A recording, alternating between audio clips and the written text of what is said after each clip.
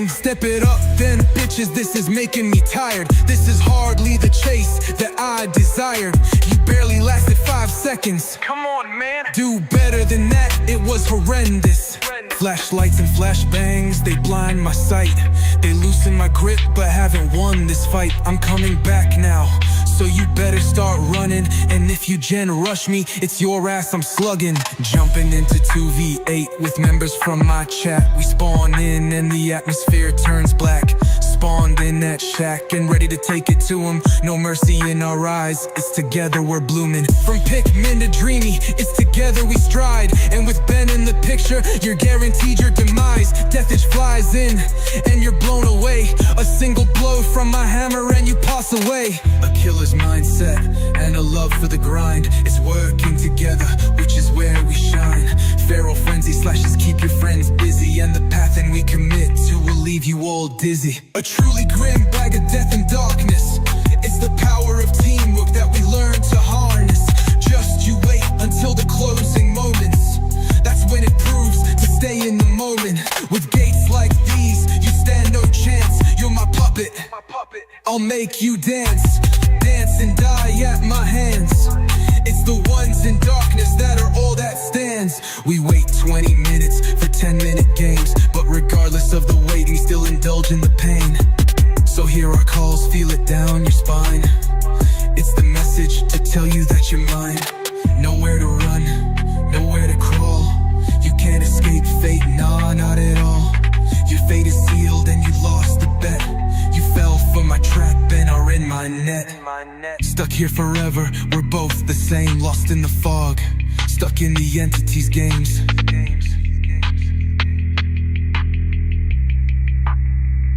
It's you against me, or so it seems. Stolen from time and history within an eldritch. Like being there is no escape. Ascended to the sky just to do it all again. The wheel it spins and the cycle never stops. Nothing you can do will ever be enough. So run while you can, it's all futile. Your ass is mine, you're just in denial.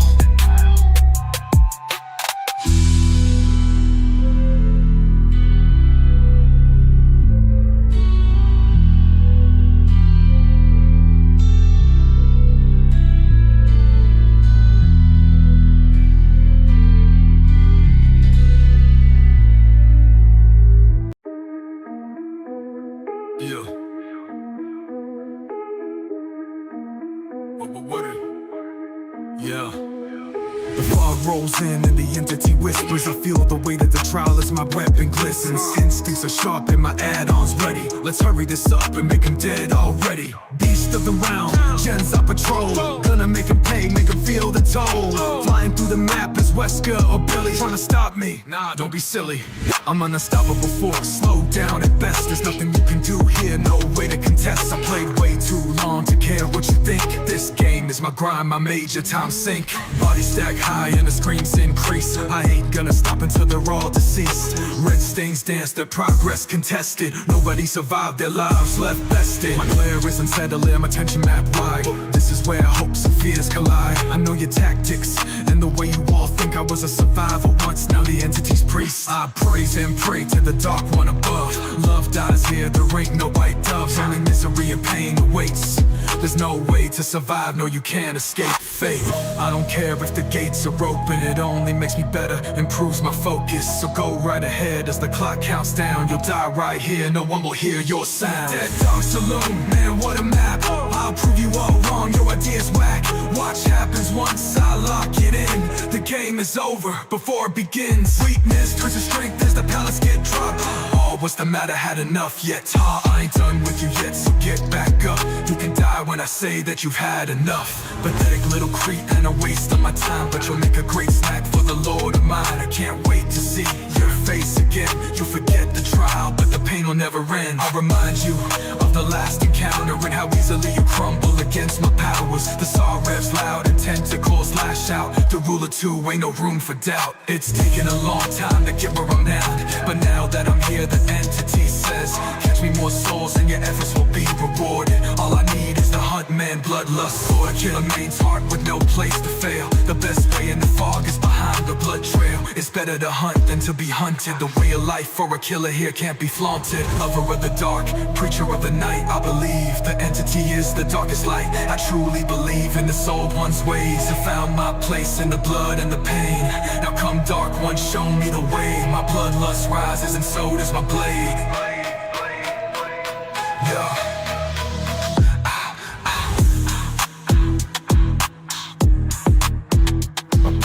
Rises, yeah, and so does my blade.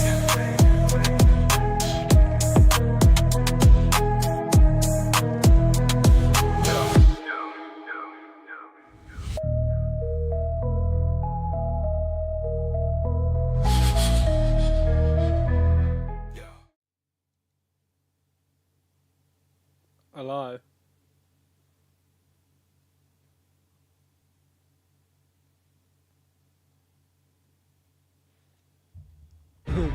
Yeah, give it that.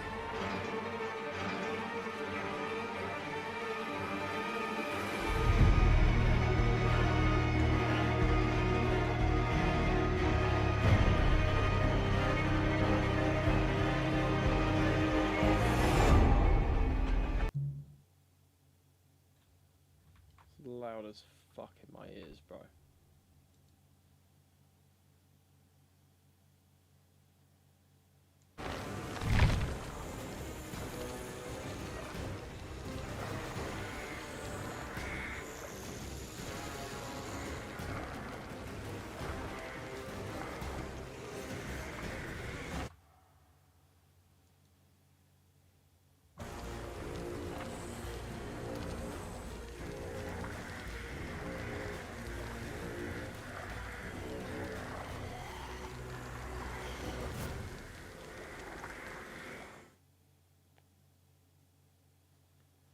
Here we go.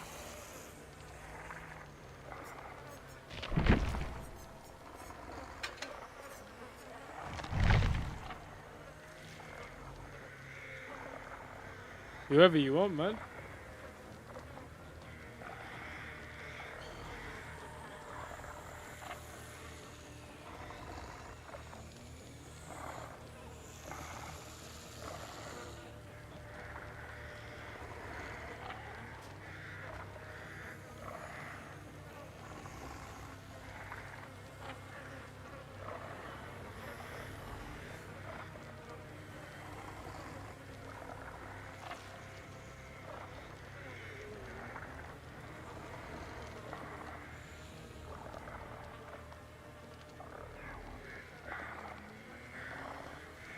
Oh.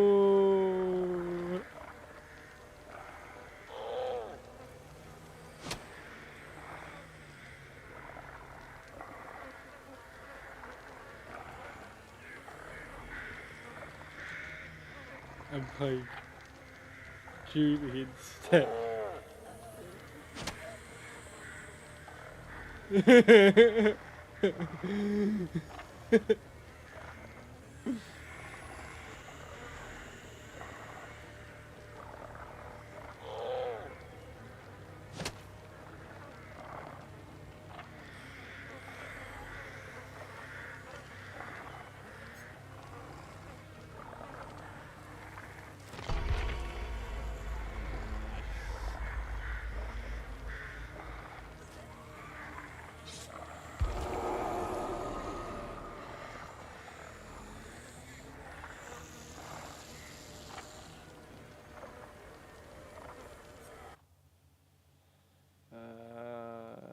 one.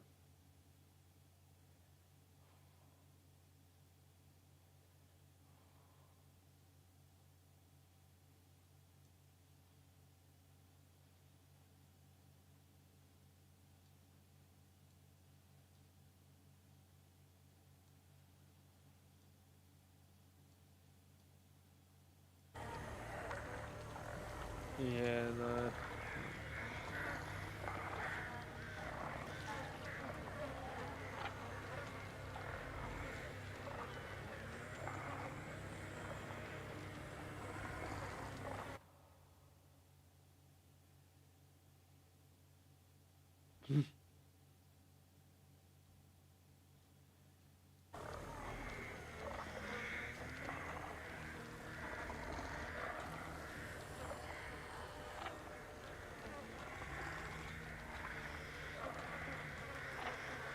sucks.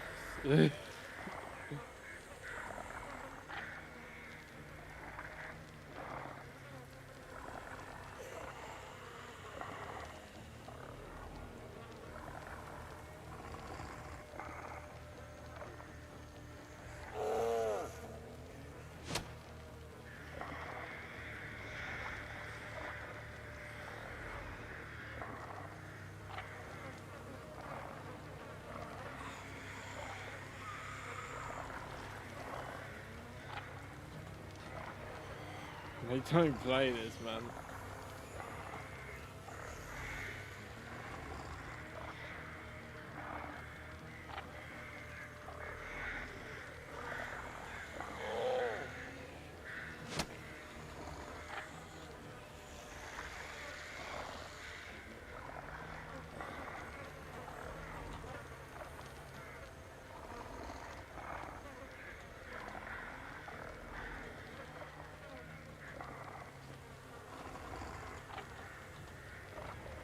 There's no way.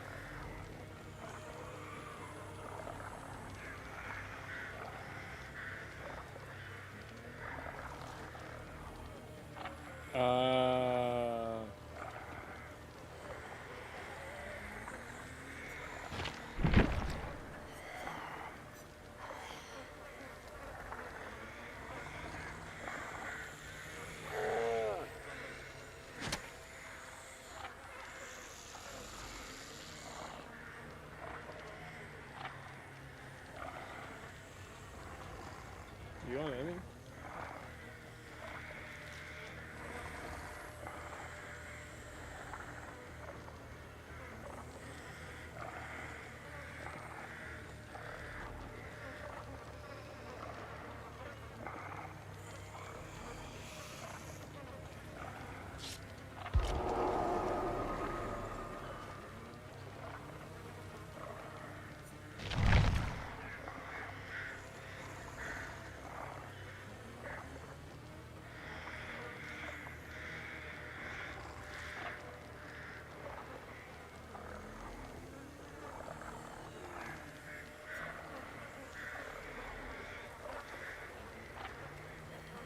Ah, I see. I hear that.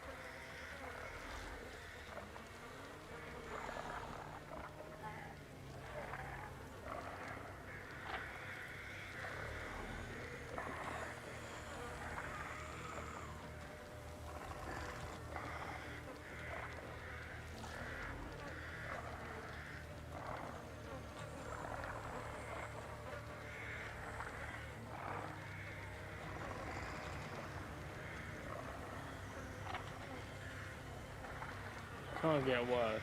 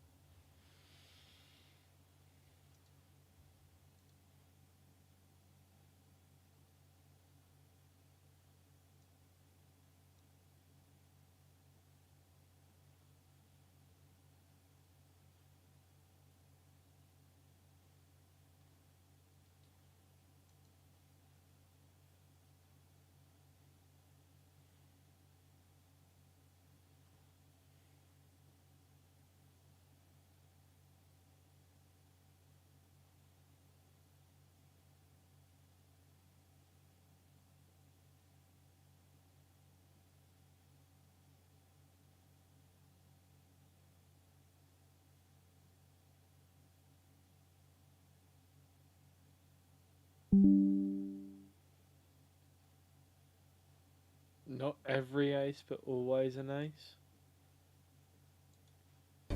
Oh my god, we have a rata! What's up, guys? It's Mary the rat. She's a sleepy little hamster. Oh, what's in that chest? Is it nuts? Give me the nuts. The fact that an average Kaneki can put out pressure similar to... Wait, I don't think you can go. Chat, what can I do? He is kind of held hostage, isn't he? Yeah. Yeah. I think he thinks he's having sex with... Oh, you messed up. Uh-oh. You lost collision when you... Oh, if you stay under a drone too long, it actually injures you. I forgot. Oh, no. Oh, no. Ace with the speedos. Oh, man. I respect you, dude. I respect you. Wait, this girl didn't have the S before. I can totally kill you. What am I waiting for? I'm stupid. Oh. Oh.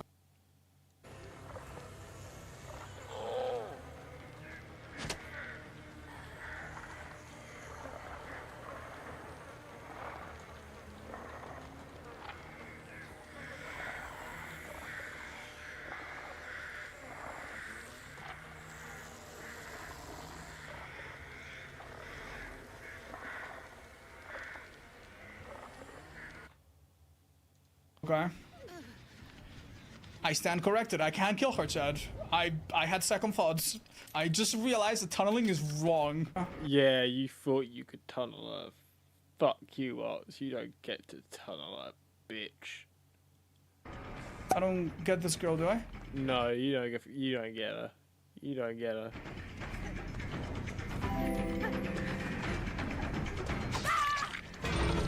What? Alright. Wait, nah. Nah.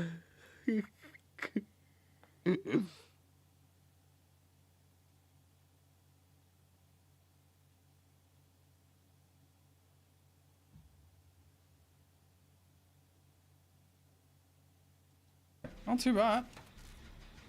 Oh my god, that zombie's right there. You're joking.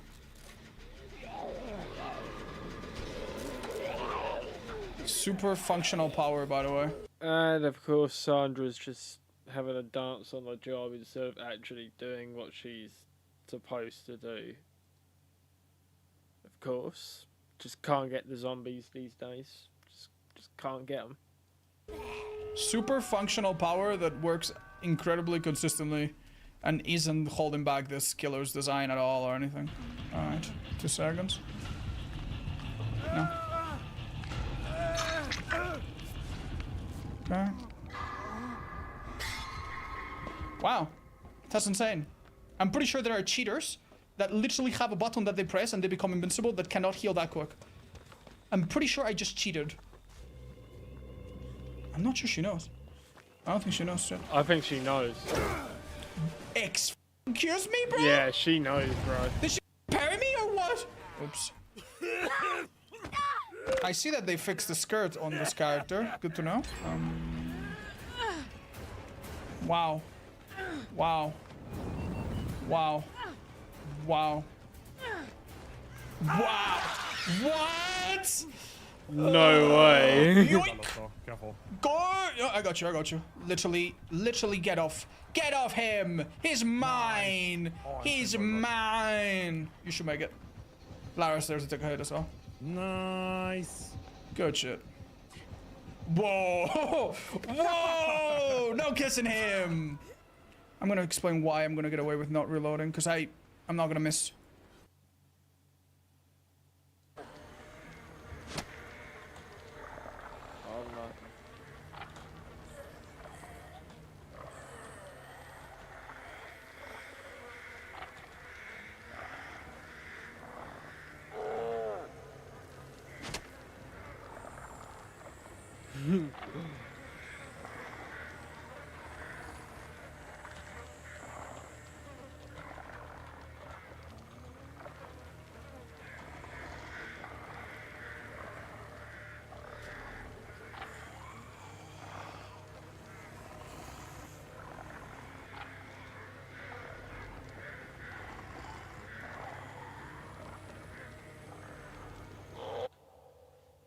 Oh, shit.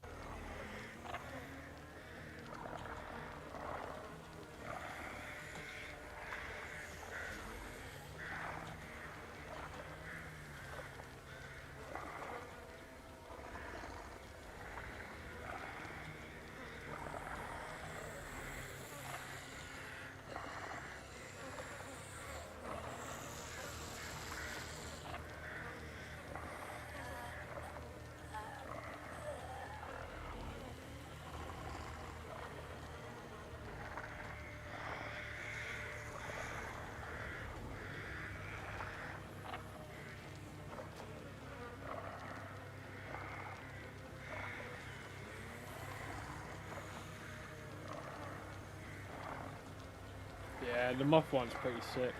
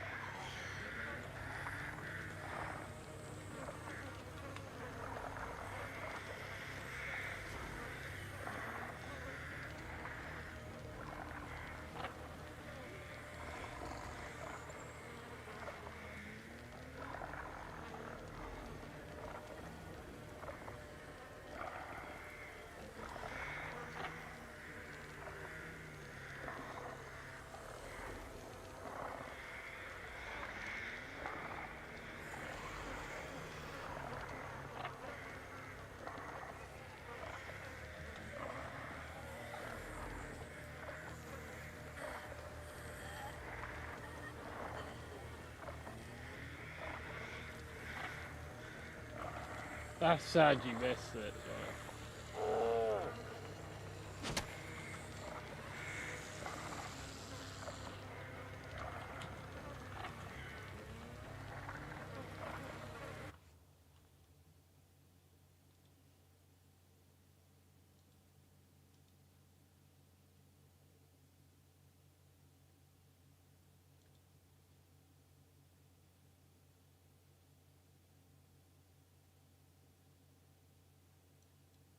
Oh, well, never mind then.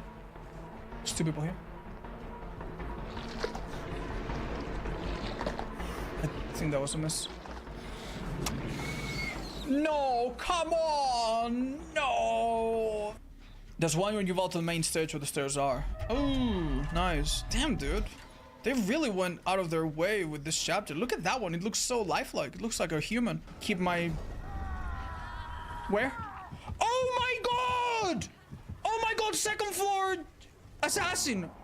Unironically, this could work. This could go our way. Oh my god, unironically. This could go our way. But I need to just make sure this girl dies. Oh my god, is Okay, this man I need to trust. camping? I'm gonna pick up. That could have been a syringe. It's not the Boon exponential, obviously, but it could have been a syringe. And if it's a syringe inside Boon, it works super quick. If I was Ada, yeah. Let's go. Oh, there he is.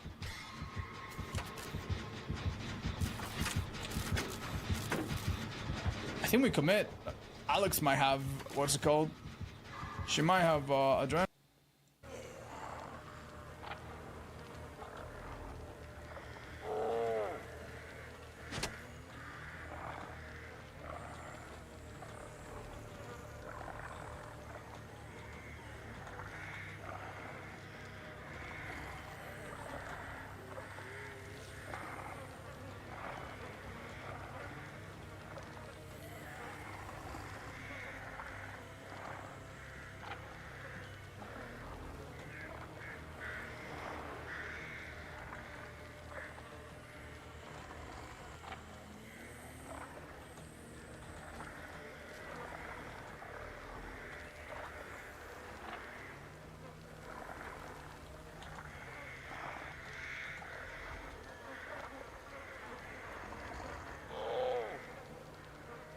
Yeah, Vader would be cool as fuck. Vader would actually be sick.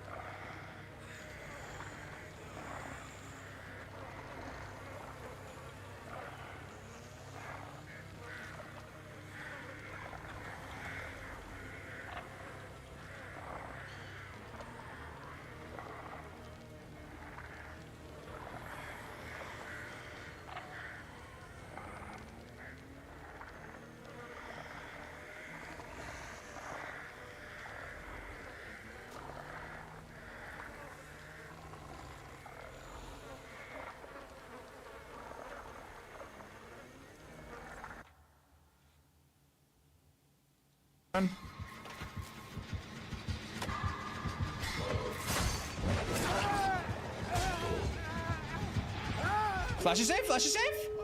You're so good. You're so good. I believed in you.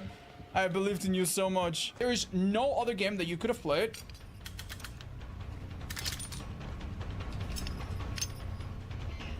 We tried. What's that? Staircase, a little bit far. That girl's gonna step on that trap, will ya? Oh, ha, ha! Voice activated DVD commands. I love it. Chandler, do you hear us? No, he doesn't have headphones on. No. Oh, wait. Okay. Okay, I'm gonna make something up. All right, you guys. When he puts it on, I'm just gonna say something completely insane. He'll just think we've been talking about it the whole time. That must be so tough. But yeah, there's like a lot of ways to cook a porcupine, and all of them are delicious. What the heck? That's Oh, hi, like Chandler. What's up? I just went left field there straight away. What? Oh, sorry. No, we were just making time. What's up, dude? The worst type of game that you lose is like you load in, you see 4 aces with like, you know, name hearts name, name hearts name, name hearts name. I You still open the can't believe they gave Chandler Riggs a really shitty microphone for a really, really big stream. Like, it's supposed to be some next level thing that they're doing, yeah, and instead it's just some fucking bullshit. And it just goes to shit and everyone hates them for it. More than they normally do. Follow one of them, 25,000 hours, 600 tourney wins, 1v1 against the Pope, you know? And then you're like, oh, okay. Okay, that guy dead. That's really good. Nice. Incredible. What? What? There was an invisible wall! Oh, yo. Ellen, behind you. Ellen, behind you. Ellen, I'm moaning as hard as I can. Ellen, please. This is why you don't he's actually switching play targets. with an Ellen. Ellen, please, help me, heal me. Right into the zone again. Thank you for that sub. Who was it? Niritaga, thank you so much. bless you and your children, buddy. Come on! Alright. As long as we don't get sniped by... Come on, speed! Come on, getting that blue stuff! Come on! Please! I beg you! Oh, we did it. All fine, guys. All fine. No panicking.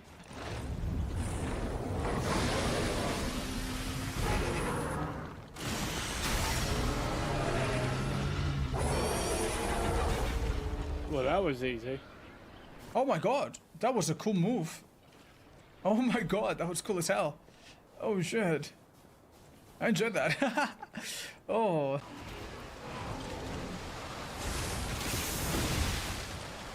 Oh. No! I so wanted to cancel that. But, let's look at the positives instead. Crouch, maybe he doesn't hear me. Oh, he hears me.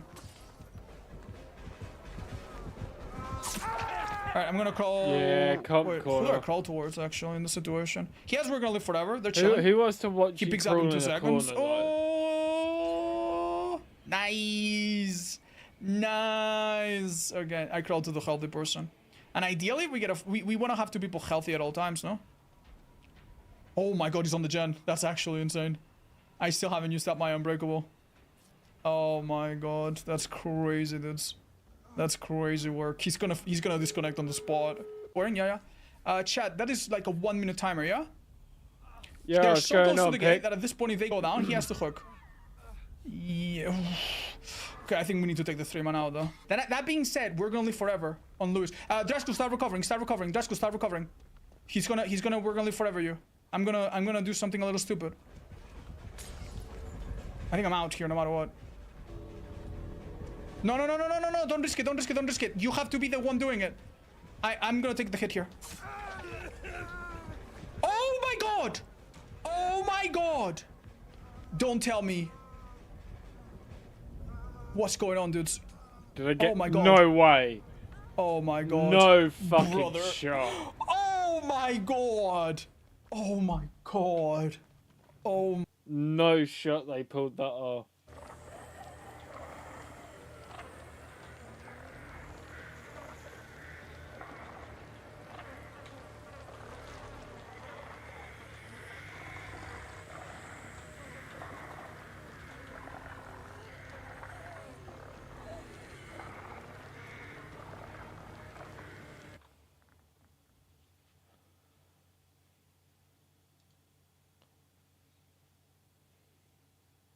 What's going on? Oh no, Florida, what are you doing now, Florida?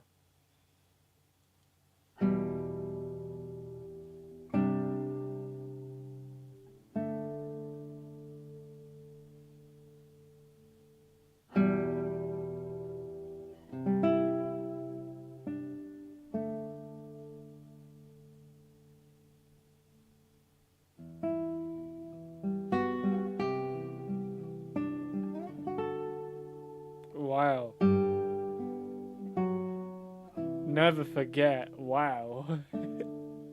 It's a nice touch having it on the guitar, man.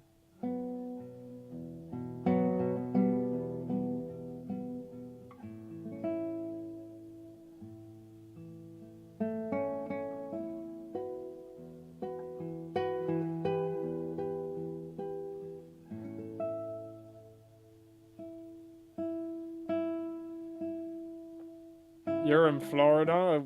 Pikmin, what did you do? What did you do to cause an uproar in Florida? Who's verifying these Class 1 licenses in Canada and the US? Huh. Are you What's supposed going to on over here? When I see this, you're not supposed to. Are you supposed to do this? You can do. I don't think you're supposed to do this. What Wait, is- why is he Tokyo drifting a truck? I just realized what he's doing. Why is he Tokyo drifting a truck? This. Yeah, bro, this guy's playing Grand Theft Auto. Like, what's going on with this? Highly, somebody is saying it in chat, highly illegal. I'm not a lawyer, but I'm inclined to agree. Are you Tokyo drifting trucks in Florida, Pikmin? Is this what you've been doing? You can't just say nothing. That means you've been doing something.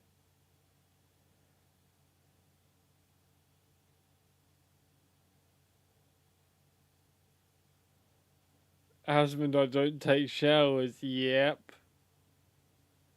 Agree. This seems like a big problem, guys. I'll tell you that.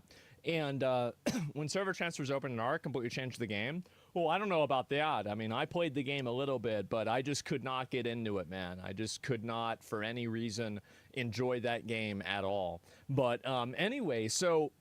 Speaking of game...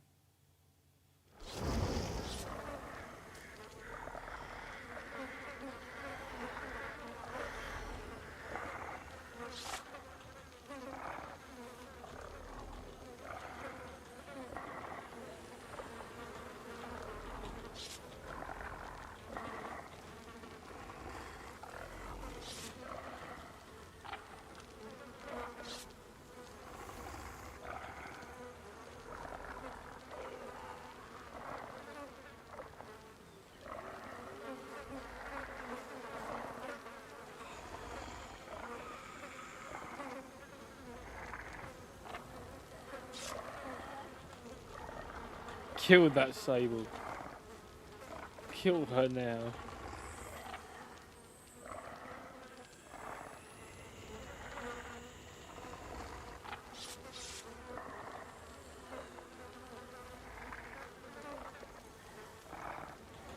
I hate him.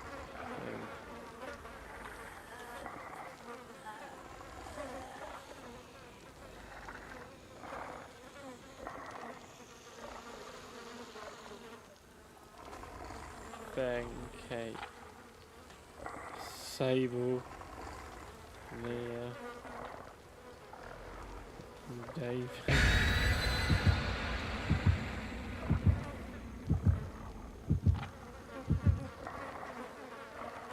Yeah, it's cool as fuck though. It does look pretty cool, I can't lie. That Tokyo drifting did look pretty fucking cool, bro, I'm not gonna lie.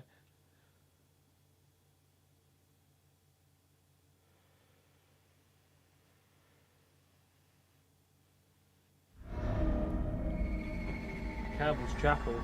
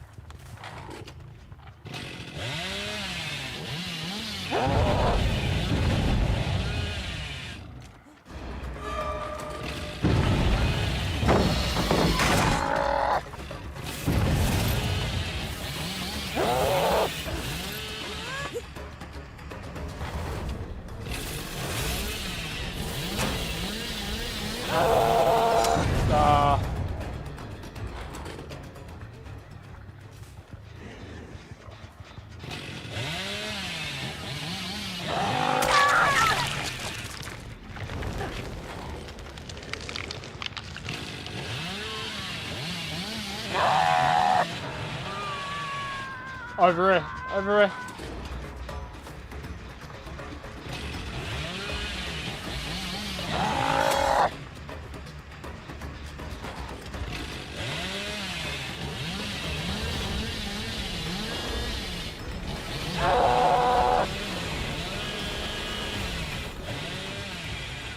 I fucked that up. We're just gonna leave. We're just gonna leave.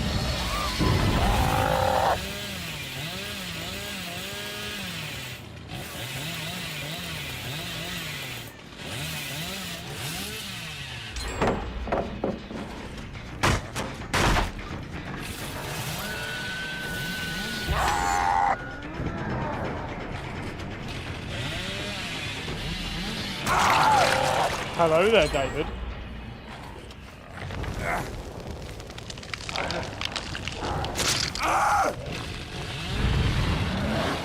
Ah!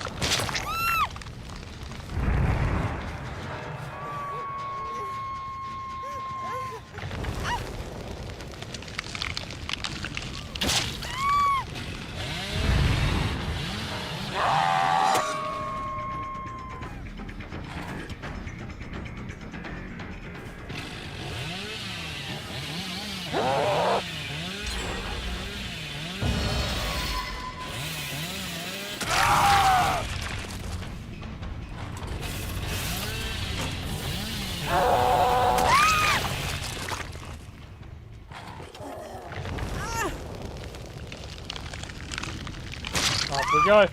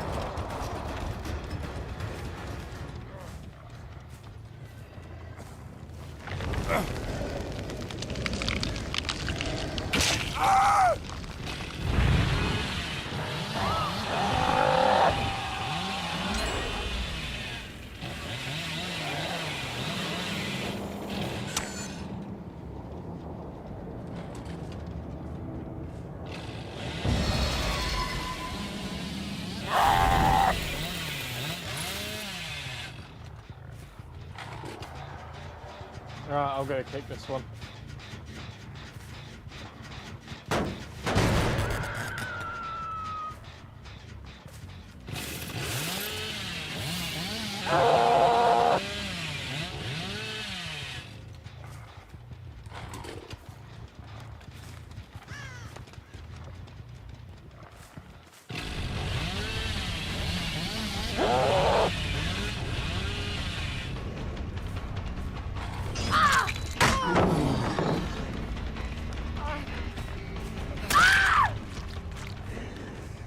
Nicely done.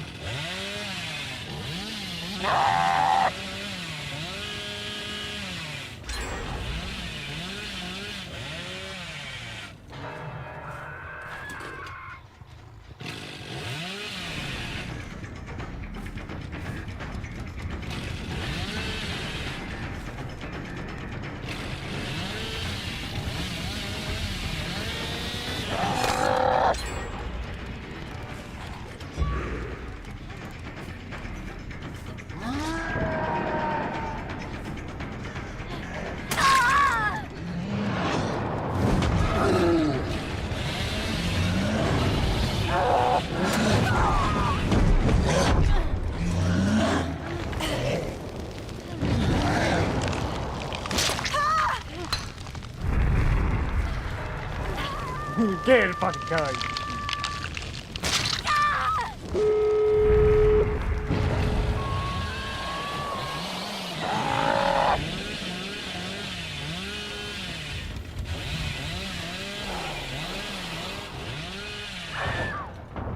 Why's there gotta be fucking obstacles everywhere, man?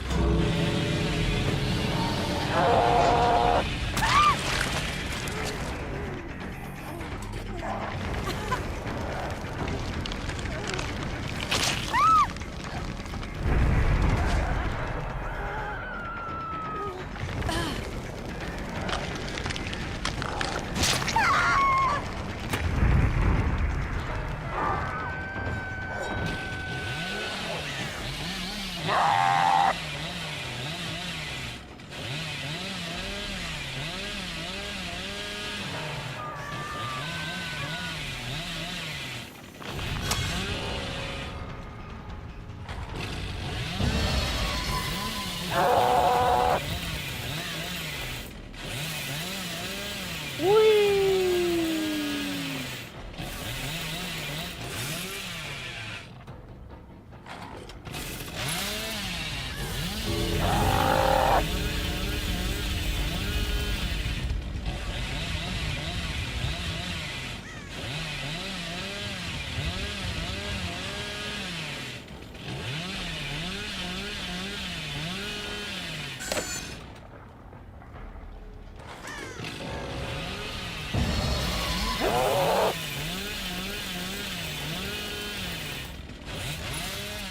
Well, GG.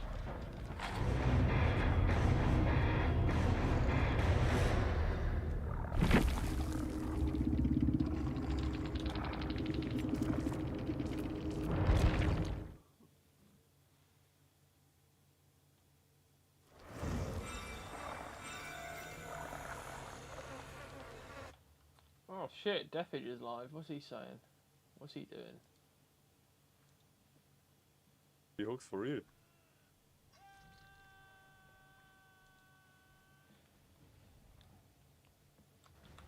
Let's get it That's another hit. started.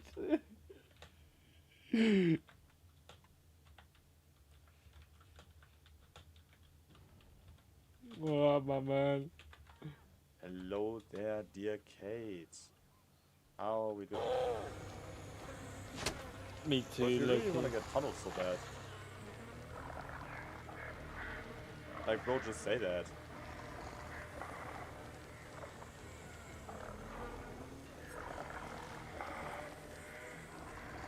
Yo, yo, what? Yo, yo, yo, yo, yo, yo.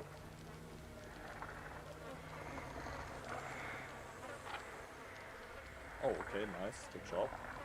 Nah, my man.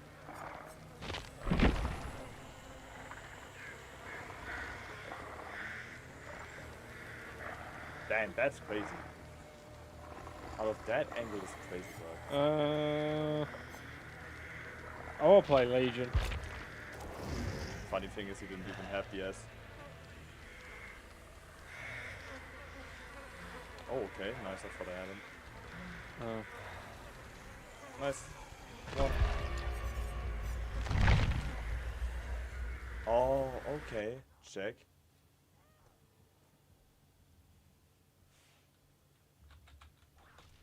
Nice. They think they're noob. Nah, you don't get it. They are. Look at them. They are so good at the game. Look at them. They're so good at the game. Bro. You have no idea what you're talking about.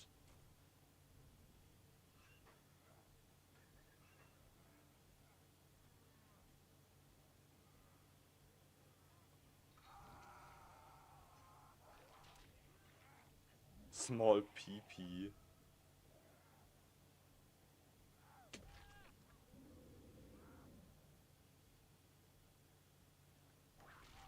Dumbass.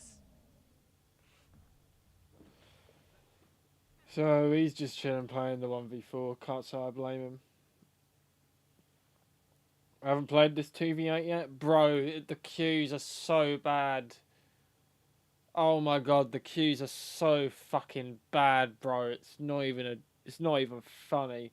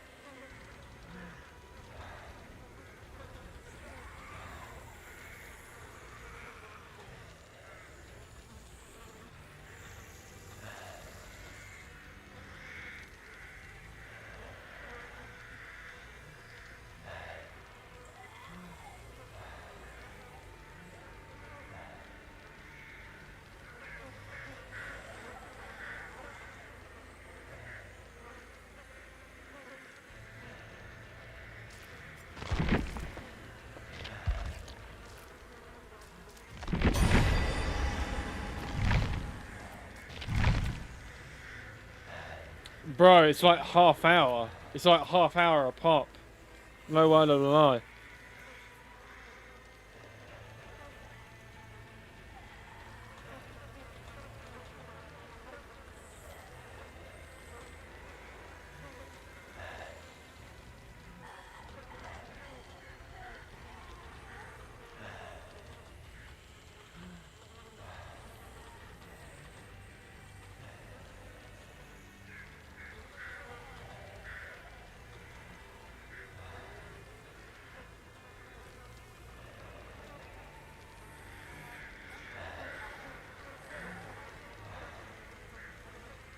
Bro, I don't remember it ever being half an hour long. I'm pretty sure this is like the worst it's ever been.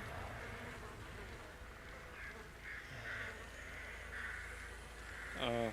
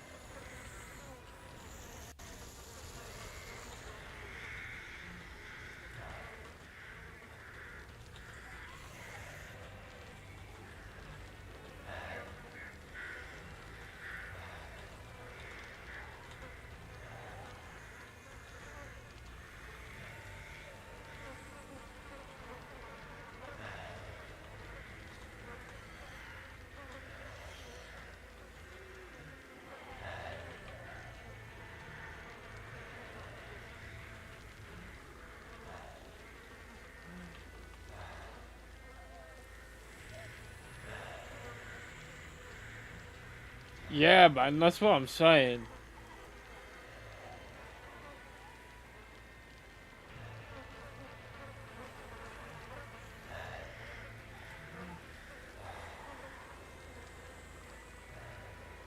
Like, I'm doing it so you guys don't have to. I'll sit through this shit.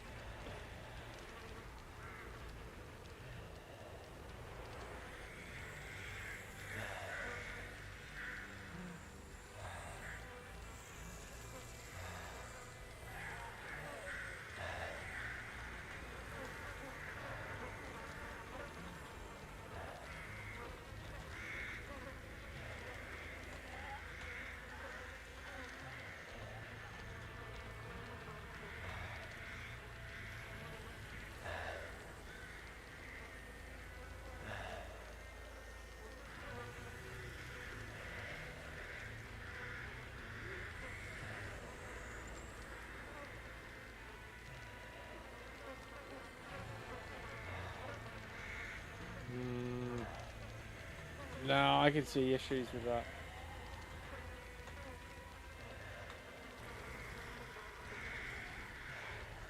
Good idea.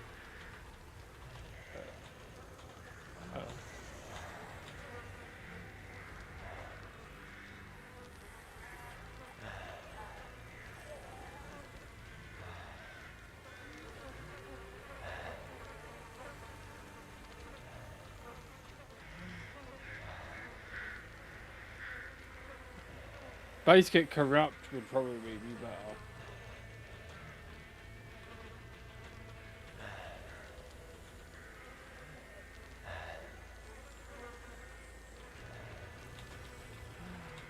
Maybe a mini pot.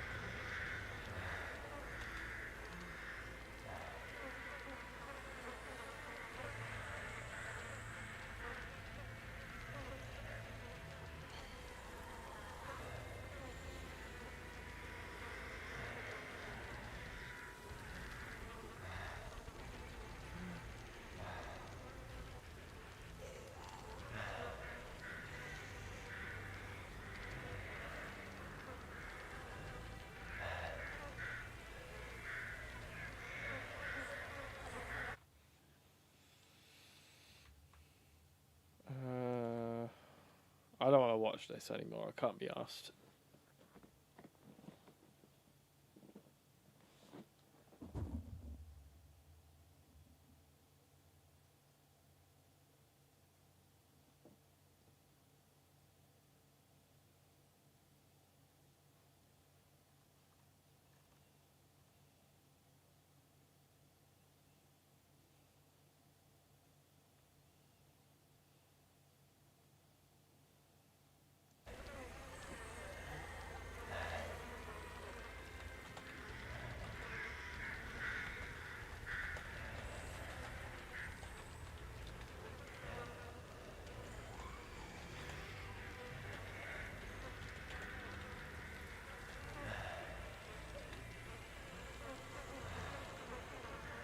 Yeah, Base Kit Bamboozle I can see him doing.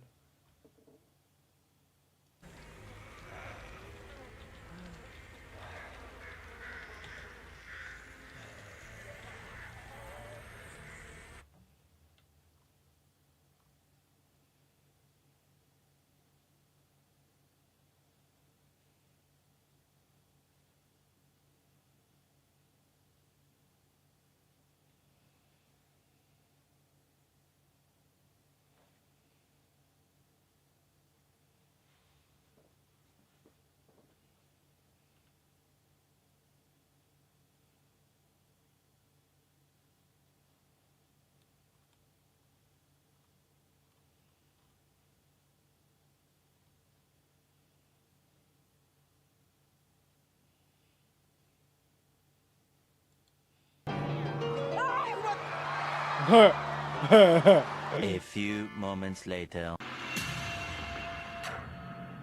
That looks like a car. What is that? There's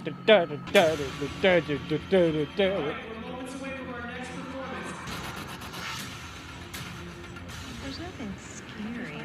It's America's Got Talent. Oh man! What? Hey!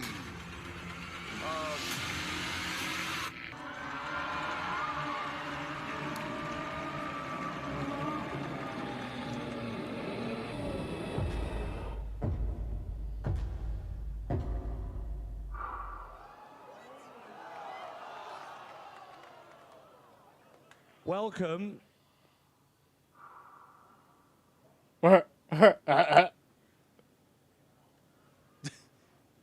How are you? He talks, Simon. Anything you want to tell me? I'm gonna fucking kill you, Simon, you good cunt. luck. We're rooting for you. That's what he wants to tell him. I'm gonna fucking kill you.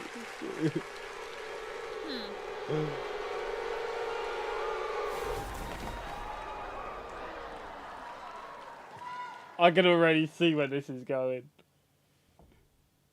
I can already see where this is going, bro. But I haven't seen it, so I'm gonna watch it.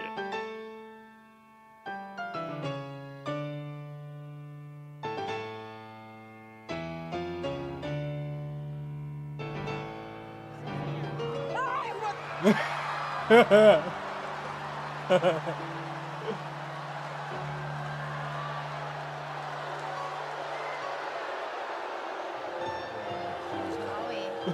more. I know it's scary.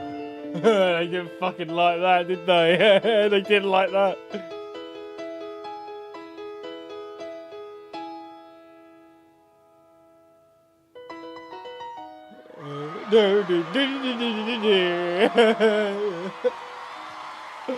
Okay, that took a different turn than I was thinking it was going to.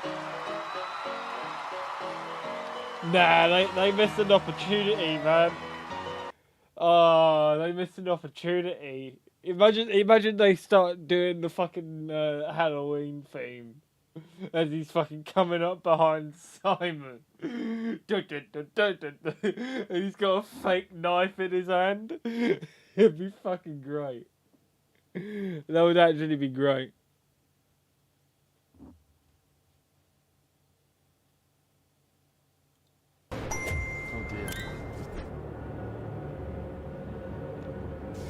Alright, let's see the spooky magic. He looks like a fucking wrestler from like 2006.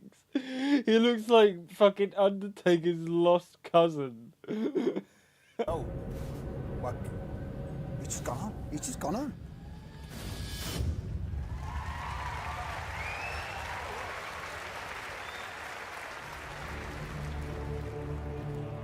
We didn't even say 3, 2, 1. Good luck. Simon, do you remember this guy? From AGT. He's got a history. This man has a history. No way we have a history with this guy on these shows. That's crazy. He scares me. The whole atmosphere has changed. It really has. How are you?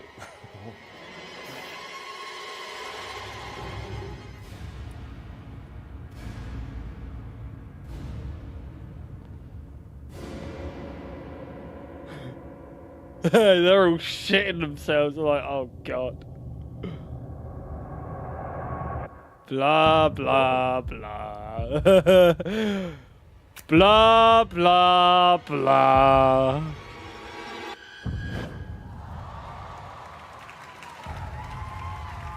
He's not here for the chat. Here we go.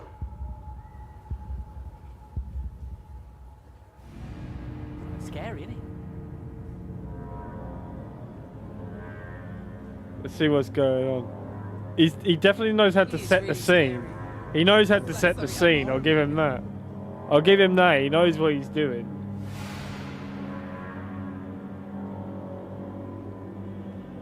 He looks like he's done 5 lines of cocaine before he came on here. He's like, yep, that's definitely some trip back.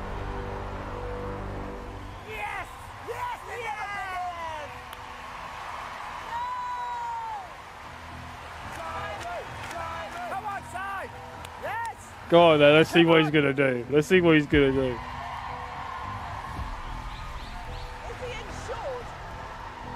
Brilliant. This one's going to be good. Good luck! This is how I imagine his day of reckoning as he's led through the gates of hell. The Golden Throne.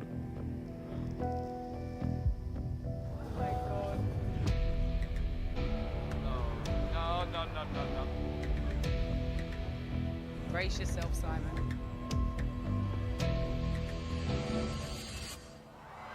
Oh, don't put that over his head. No. Are you serious? Oh, wait, what?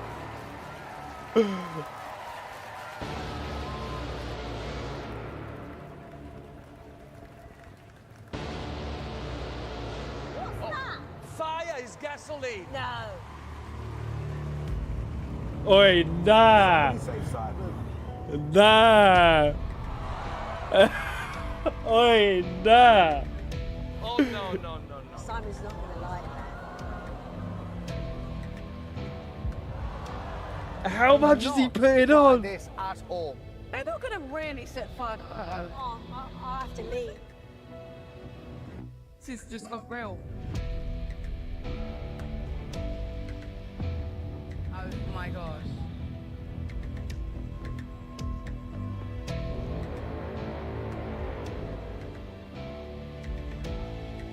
Might get an early finish if this goes wrong. Clock it off early, mate.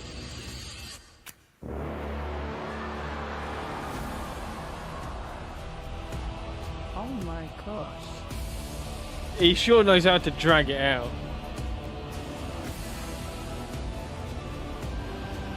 He's like, no, don't do that. Don't do that.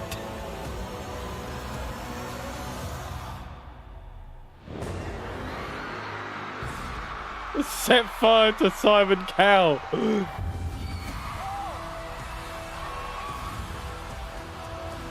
Oh, nah, that's disturbing though.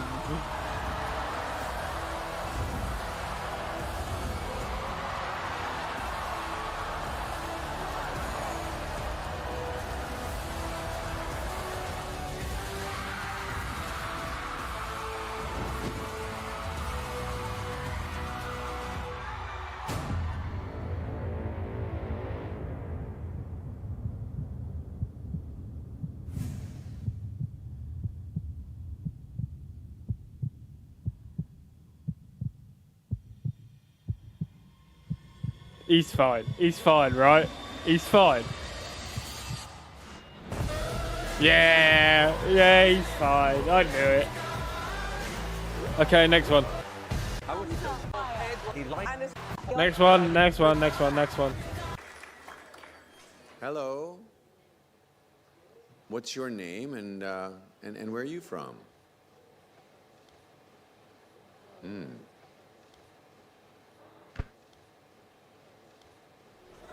Goodbye.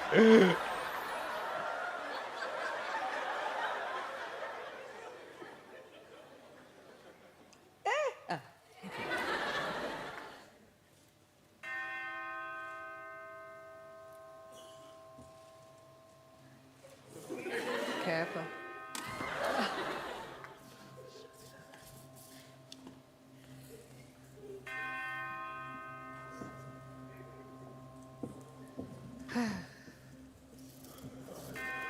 Oh. Why is he terrified? He's just a help? woman. Sorry.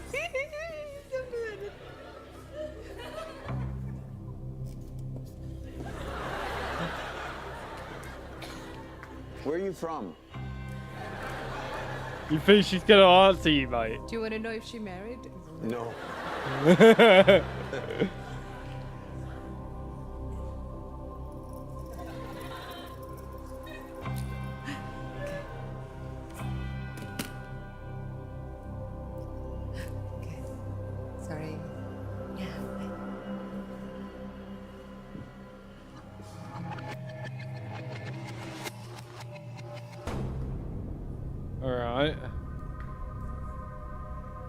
So she's got, what is that, a key?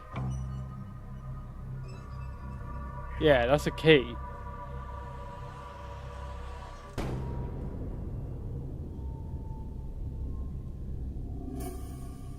Whoa. That key is moving. That key just rolled over. Wow.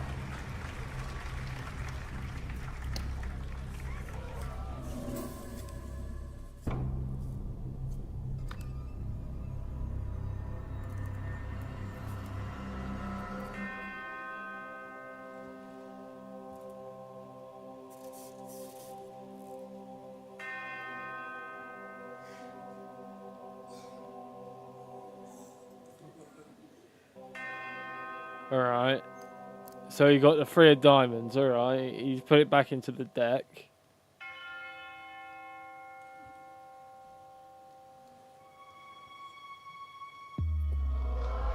Oh.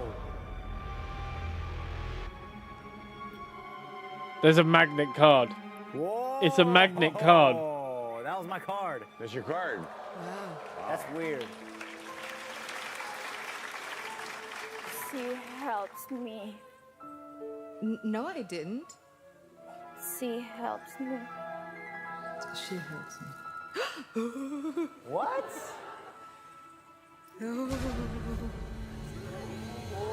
Oi, now, what the fuck?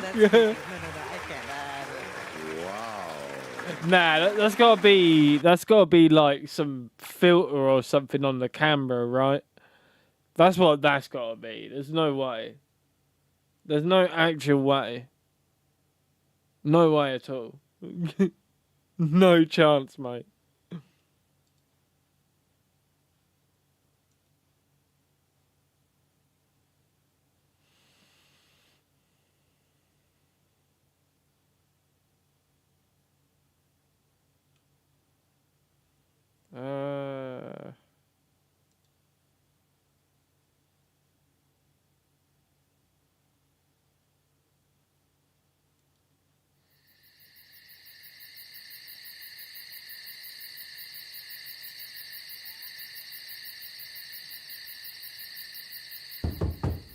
Who's there?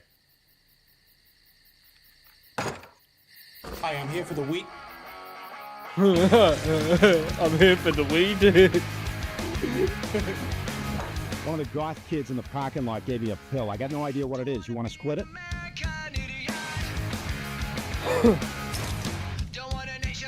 Cheers, f***icks.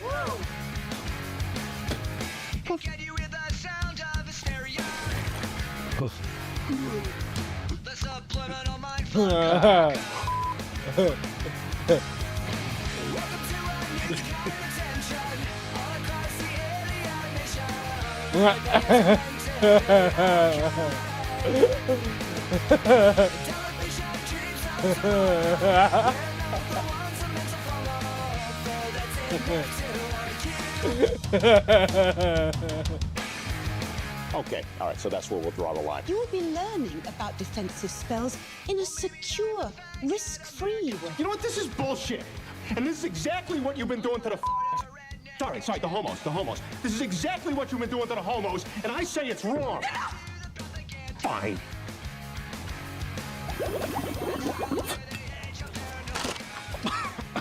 Jesus, this is weak. Not even getting me high. I must be the one to kill Harry Potter. You. Now let's get my hand job into this red Solo cup. Yeah, I got so much energy. We better start doing stupid shit.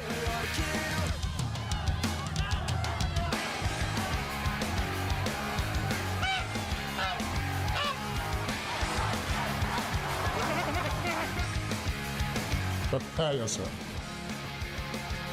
Let him chill him out. BJ's here. Get your BJ's. Get your red hot BJ's. Toothless and ready to go. Just $3. $3. Get your BJ's. $3. I've had to do some things I'm not proud of. $3. No. Turn it around in the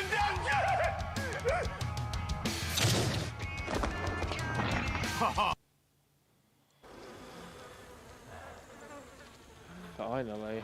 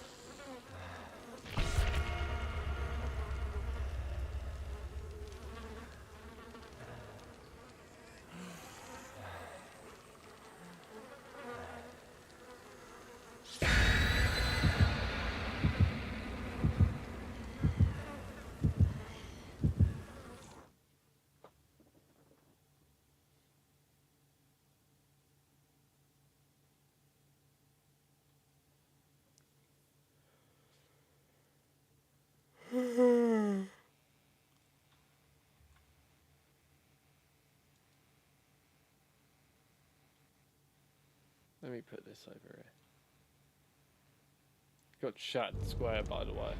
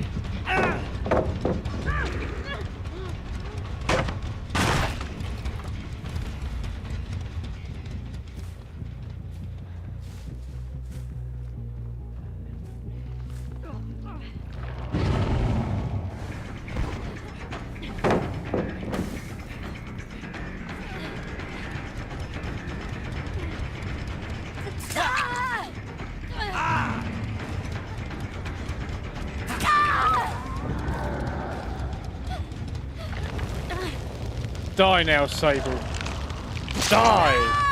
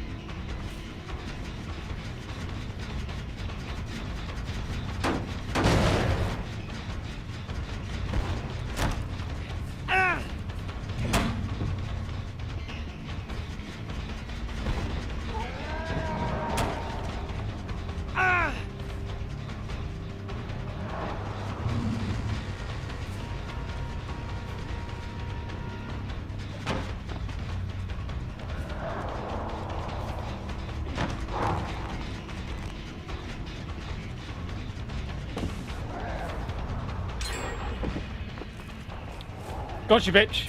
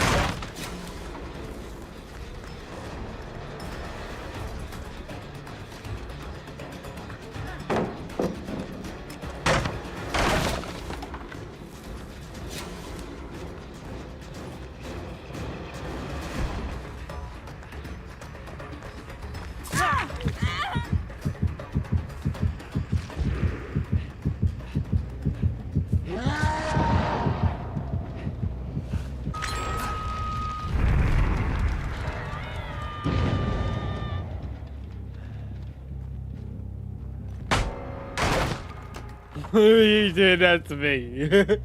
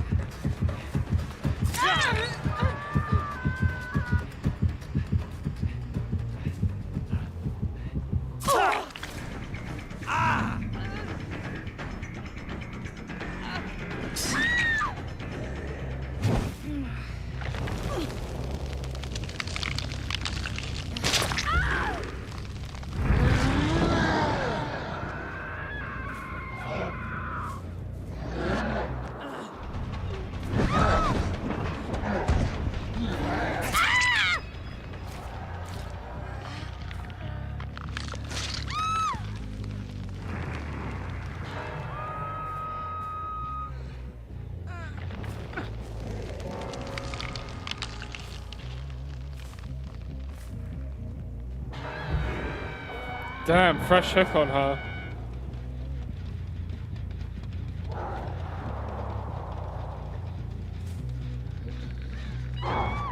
Whoo!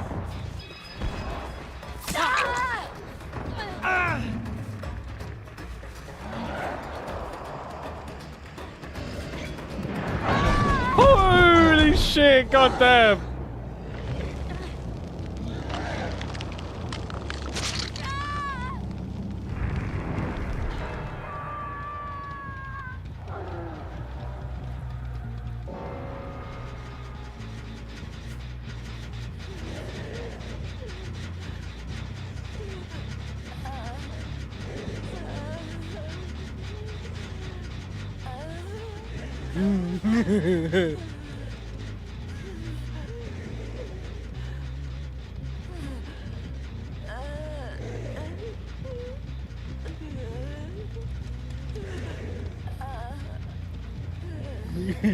Dancing on her.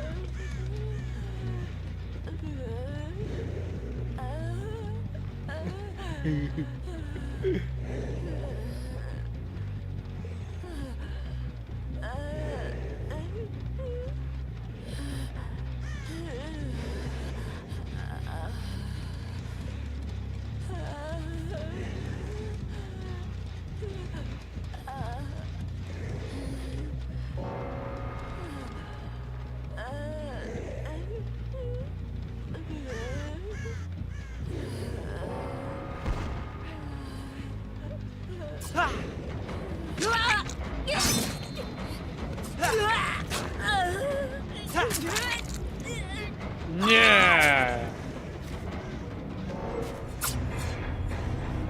Not bad. GG.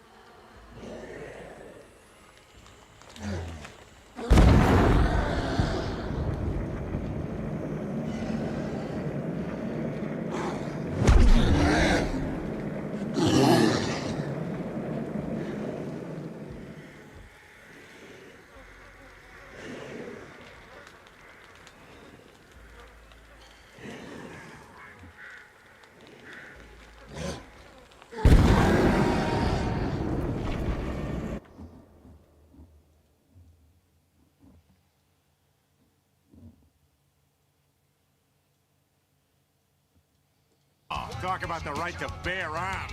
Hey, bear arms, bearing arms, right?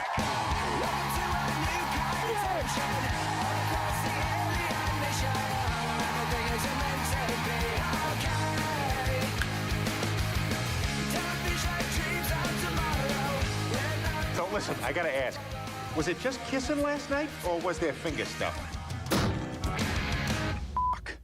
Avada Kedavra. I find it kind of funny. I find it kind of sad. The dreams in which I'm dying. Jesus, I look like the robot from Aliens. Find it hard to tell you. I find it hard to take. When people run in circles, it's a very, very mad world. Mad world.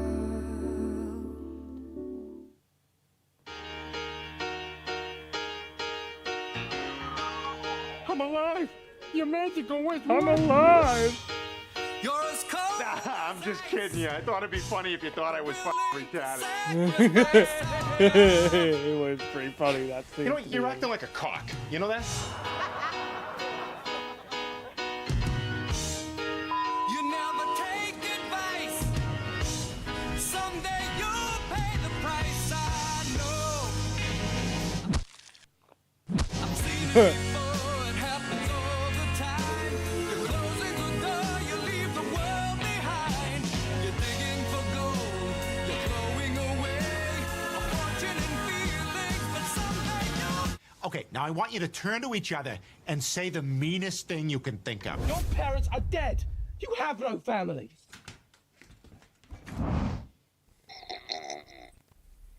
Okay, and what about anal? Yes. No. She said yes. No. Hilarious.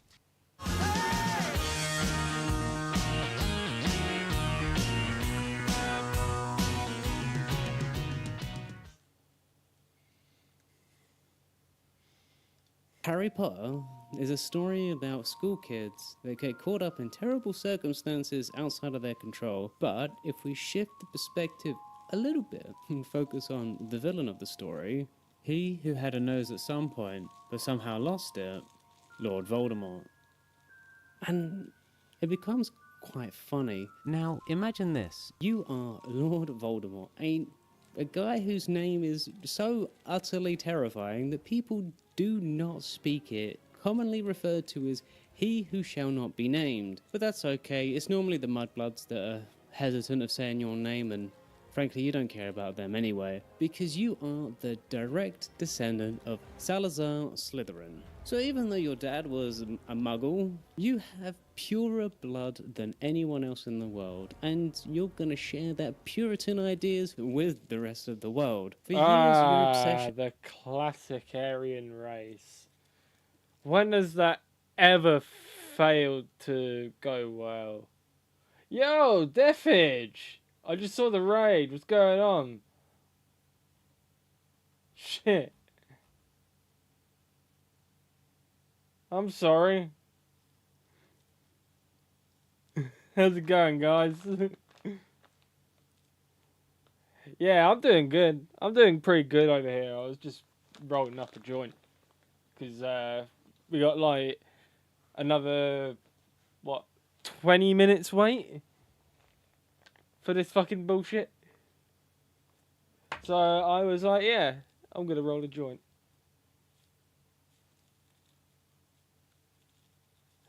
And I've also been watching this guy quite a bit, this Nomsy. He does films from various different perspectives, and it's just great. It's genuinely great.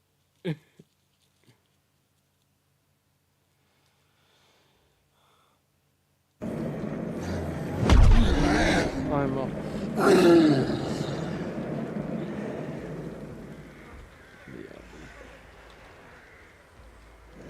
How was the stream though? How did it go? Did you win? Did you win, son? Has been incredibly clear, which is immortality at all costs. You have dedicated your entire life to becoming immortal. You've done some pretty unspeakable things in the pursuit of this idea. And the price for that? Well, now you've got Tell a me in the rather chat. I'll be distinguished back. look. And people have suggested that you look quite similar to a hard-boiled egg, which you don't mind, because hard-boiled eggs are pretty goddamn pure. One of the most powerful magics that you've explored is the idea of the Horcrux, which is basically murdering someone to split your soul into multiple different things, and then that way your soul is possessing an object.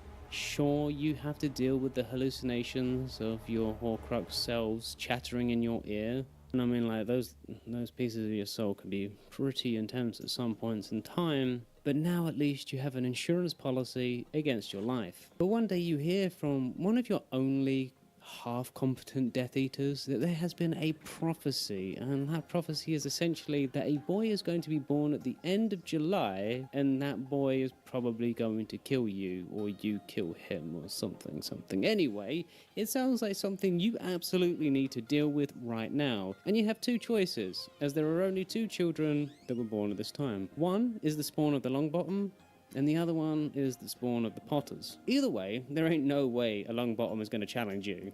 No shot. So, you obviously take the natural choice, which is going after the Potters. So you go to Godric's Hollow, because, you know, murdering a child, a newborn child essentially, well, that's par for the course for the Dark Lord. And you clap that dad faster than you can say Avada Kedavra. It was super easy. Barely an inconvenience. Cool, blimey, you didn't even stand a chance. Shut up, Hufflepuff. Okay, quiet, all of you. We need to find the boy. Seriously, having 5 different souls in your ear at any given point in time is very tedious to deal with, and trying to hold off appearances so people don't think you're insane is actually equally as tedious. But it's time to find the boy. So you continue on to the crib that holds the Potter kids, and you look at the kid and it's like, this is the boy that's going to defy me? Jesus, man, like, how far have I fallen that this is a threat to me? But there's only one obstacle in your way, which is the boy's mother. Excuse me, madam, if you don't mind scooching out of my way, I promised one of my colleagues I wouldn't kill you, and, you know, out of respect for him, I don't want to, like, upset him or cause him any pain, so just scooch a little bit to the side, please. That would be very much appreciated. Thank you. But she says nothing. She just keeps standing there. Look, seriously, if I kill you, my arguably best Death Eater, although the bar set very low, fucking I've got Lucius Malfoy on my payroll, might actually betray me if I kill you. I don't want that to happen. I kind of need him. He does have a somewhat confusing obsession with you, so, you know, make with it and just get out of my way, please. And she just tells you over her dead body. She's like, okay, I was trying to be reasonable. You called me a good day. I'm the Lord of Goddamn Darkness. You think I'm not gonna be above killing you? Well, may Snape be damned. So, one more Avada Kedavra later, and you're just left with the boy. And he's looking up with you with these big beady eyes, and you're just like, well, gotta kill it. So you cast Avada Kedavra one more time, and frankly, you feel a bit like a one-trick pony. And I mean, you know, you just kill both of his parents, so realistically, this is a bit of a mercy killing, because, like, otherwise he's gonna grow up as an orphan. But as you utter the magic words, the spell bounces back at you, and instead you get blown to smithereens and lose your body and turn into some corporeal form. Oh man. Oh man. How do we lose our body? Hufflepuff, stop being a goddamn pussy, please. Oh, look at us. We're basically a shriveled testicle now, aren't we? So what do? We run. And with that, you're sent into years of hiding. You run away to Albania because, well, they don't have an extradition treaty to the UK at this point in time. And, like, they're a place that you can just go chill and practice your dark magics and recover. Because, you know, this is like the world's worst hangover at this point, isn't it? But something happens while you're in Albania. You run into a lovely and charming snake called Nagini. And she is all too happy to slither at your side. So naturally, you turn her into a Horcrux as well when one more joins the party. But this one doesn't speak like a normal person, it only speaks in parcel tongue. So now you're up to 6 Horcruxes, and the hallucinations are kind of getting out of control. And what are you going to do when you're 6 voices and no body? Well, one fateful day you run into someone who is completely obsessed with you. That was kind of disturbing. But, you know, who's not obsessed with you? You are the Dark Lord after all. You are pretty fantastic. And it's kind of ironic, really, because this guy is kind of a stuttering, bumbling idiot for all intents and purposes. Or at least that it looks like it's an act, but who's to be sure? But desperate times, they call for desperate measures. And this fool just happens to become a teacher at Hogwarts. So it's kind of like a win-win. You infiltrate Hogwarts and, you know, you also get like a body to attach yourself to. You essentially become a bit of a parasite, except you have to hide under this crusty turban. And it's crazy because in Hogwarts, that goddamn child who robbed you of your body is attending at the same year that you go. What are the chances of that actually happening? So you start hatching a scheme to, you know, to get this kid. And also the Philosopher's Stone. Sorcerer? The Syphilis Stone.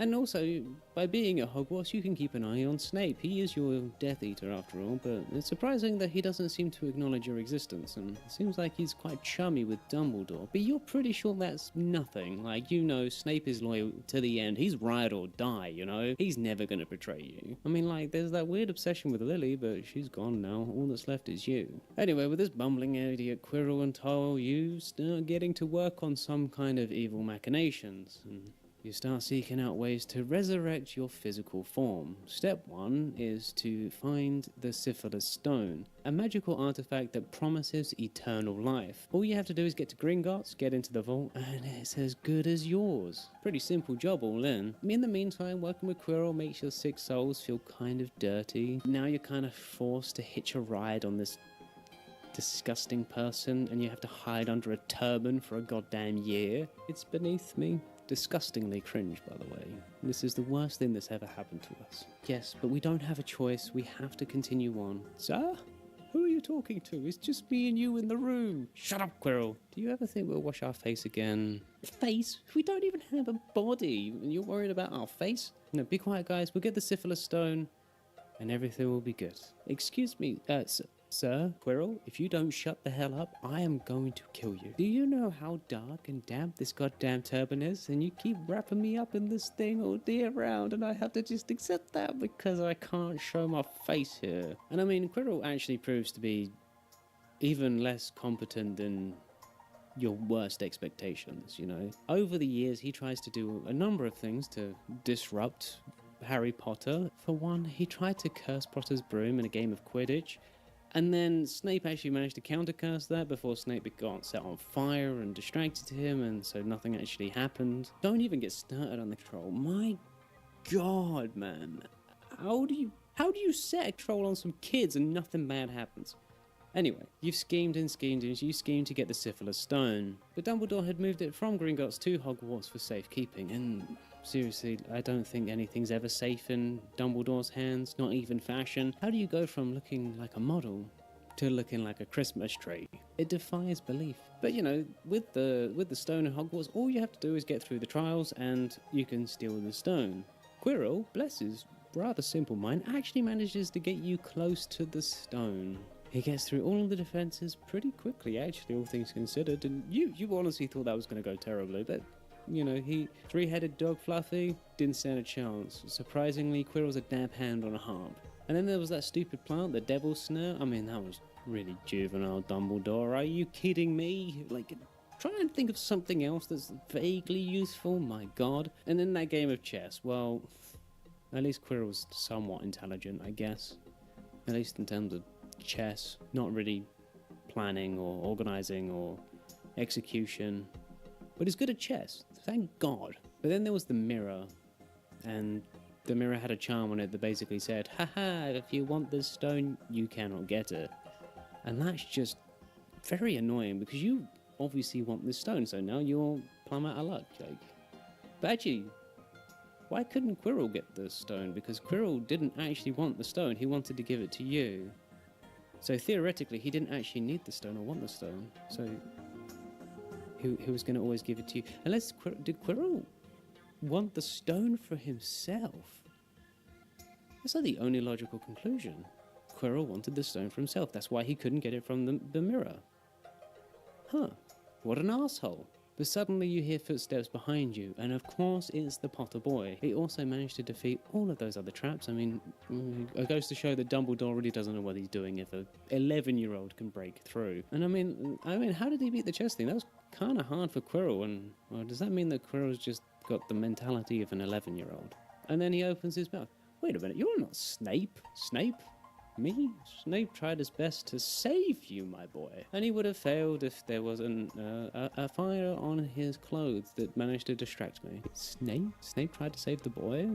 What does Quirrell know? He's just a tool. Snape is just pretending, so Dumbledore thinks he's completely on his side, and, you know, obviously Snape just has to play the part perfectly, or he ends up losing his cover. Oh yes, actually, you're probably right there. And then the Potter boy comes over, and you realize that he actually has the stone in his pocket. And then you're like, Quirrell, let me talk to the boy.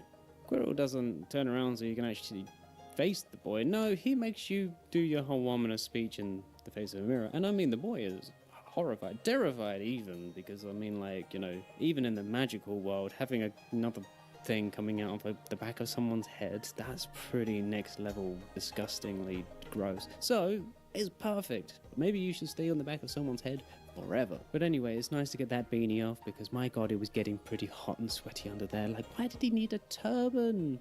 With so many wraps, it's insane. Potter, give me the stone, please. If you give me the stone, I'll give you back your family. Yeah, if you give me the stone, no one else has to get hurt. It's very reasonable. Potter, he's kind of staring at you a little bit dumbfounded, and he starts edging away slightly. Quirrell, grab the boy. So Quirrell leaps forward, and he grabs hold of the boy, and then, for his trouble, he starts burning, and his hand literally disintegrates on him. And then the boy reached by Harry Potter once again. And once again, you are reduced to a shadow, a bodiless, formless wraith. And I mean, what is this? Lord of the Rings? Like, where is your one Horcrux to rule them all? Why is it always going so poorly? Well, that was a disaster, wasn't it? Yeah, you don't say, Ravenclaw. Who knew a kid could destroy someone just by touching them? I mean, it's only fair if a teacher touches a kid inappropriately, right? Dude. I mean, that Quirrell guy, even Malfoy would have been better than him, no? Oh, Lucius, you mean the guy with an extremely punchable face? Yes, that guy. Where is he, by the way? He should be trying to help me, surely. What's going on here? So you go back into hibernation, and you are slowly waiting for the day where you regain your power. And every now and again, a minion will come up to you and give you updates and all of the goings-on in Hogwarts. My lord, the Chamber of Secrets was opened. Oh, hang on, really? Again? Oh, it's been so long. What happened? Yes, it appears that the diary of Tom Riddle was found. Oh god, no. Harry Potter's gonna kill me, isn't he? Okay. And my lord, it was used to possess the Weasley girl into opening the chamber, and also the basilisk. I mean, that's pretty good. We can use the basilisk to kill all of the mudbloods in the school, can't we? That was the original purpose of that. Not quite. The Potter boy found the Sword of Gryffindor and stabbed the basilisk in the head, and then used the tooth to destroy the diary. Oh, I don't feel so good. Well, at least it's a little bit quieter now. But that's mildly inconvenient, isn't it? So now Harry knows how to destroy the Horcruxes. Does he know where the Horcruxes are yet? No, my lord, I don't believe he does just yet. Well, losing the basilisk was a little bit inconvenient, because having a scaly death machine is never a terrible thing to have. But hey ho, it's only par for the course that a giant goddamn snake would lose to an 11-year-old boy. That just seems very reasonable at this point, right? I mean, how did Harry manage to stab it in the mouth when the basilisk turns you to stone if you look at it? But whatever. It is what it is. We roll with the punches and we continue on, right? And I mean, losing a Horcrux, it's also particularly problematic, because now you are down a soul, and it was a very large chunk of your soul as well. But hey, what's a chunk of your soul for a future returning Dark Lord? You just need a new plan to create a new body, and you can start the process all over again. And your minion comes back to you. He looks like he's pretty eager. He's an eager beaver, actually. My lord, we have news from Peter Pettigrew. Peter Pettigrew. Wormtail. Oh, the guy with the rat obsession. Oh, God, no, not him. Surely not, man. Well, the guy's been cosplaying as a Weasley rat for the last, 12 years. Of course he has, because... Oh my god, who would want to be a Weasley rat for 12 years? That is just... wow. What does he want? because at this point, I'm not so sold on him. Well, he's got a way to get your body back and also get Potter at the same time. This is going to be good, isn't it? What is his brilliant scheme then? Well, Hogwarts is hosting the Triwizard Cup soon, and he's thinking about making the cup a portkey that we can use to teleport Harry to a graveyard, and then we use his blood to create a new body for you. Okay? And you expect Harry to win? He's not even old enough to get himself into the Goblet of Fire. What is... Okay, sure. Wormtail really has a wild imagination, doesn't he? Well, Wormtail already put his name in the cup, and it got drawn. Oh, I bet Dumbledore handled that real well. I believe he asked if Harry put the name in the goblet very calmly. Huh? Yeah, he definitely didn't scream in front of anyone. Just no matter what anyone tells you, let me get this straight. We are going to manipulate the most public and televised event in the Wizarding world, rig it so Harry Potter wins, and then that way he can touch the cup that is a portkey, so he can be transported to a graveyard that will allow us to harvest his blood to get me a new body. Yes, my lord. What an airtight plan. I can't imagine that could go wrong. Oh, this is stupid, isn't it? Yes. It is stupid. Hey, we could do it though. Hufflepuff? Jesus, man. But who cares? It's better than just sitting around doing nothing. Yeah, you're probably right, Slytherin. So the plan kicks into action and you wait with the patience of a saint. You watch and wait and eagerly anticipate for the eventual failure of the Triwizard Cup, because frankly is an absurd plan. And when Harry is fighting the dragon and is almost losing, you just know that this was the dumbest idea that anyone has ever had. But hey, if Harry dies to the dragon, it's fine. You still remove a threat. You can always find a new body in a different means. It's okay. But with Wormtail, he's cosplaying as Mad-Eye Moody now, and I mean, if that's not a demonstration of the lapse of security in Hogwarts, you don't know what is. Because I mean, if you can go and rig a thing like this just because of a little Polyjuice potion, Hogwarts has some problems that definitely need to be addressed, but that's fine because this is amazing. It's still going poorly, but there's still a glimmer of hope. After you get an update on the dragon, you start setting up the graveyard because, you know, I mean, he defeated the dragon. He probably could actually win the cup hands down on his own. I mean, Potter Boy is pretty goddamn special. Old Wormtail is going to ensure that that works out perfectly. And guess what? Harry actually shows up. He actually wins. By George, Wormtail is a genius. But Harry did bring along a friend, and I guess that's whatever. Like, you know, the more the merrier. Wormtail just killed the guy. Wormtail, Avada Kedavra's the young lad. Yeah, he killed I the mean, fuck it is out what of it him. is. Nothing personal, kid. Bye, Mr. Edward. Potter, what a goddamn pleasure. It's been a couple years, hasn't it? It's a shame I look like a shriveled ball bag right now. Please, just hang tight. We're going to fix this problem toot sweet, and then I'll be right with you, and I'll be able to agree you appropriately shortly. So you lock him up on a statue, and you let the ritual begin. And, you know, with a bone and a... Alrighty.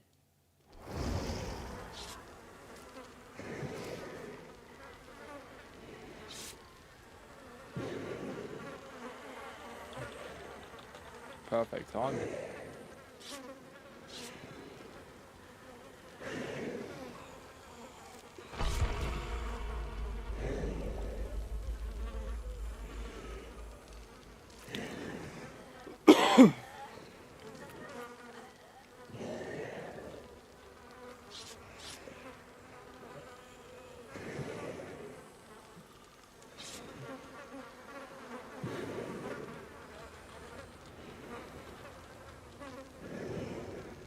And a Michaela.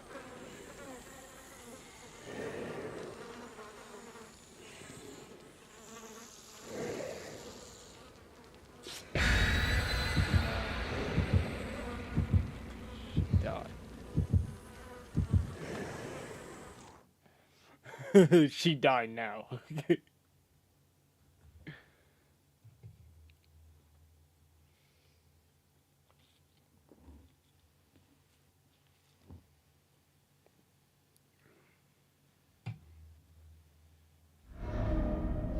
Shelter Woods, alright.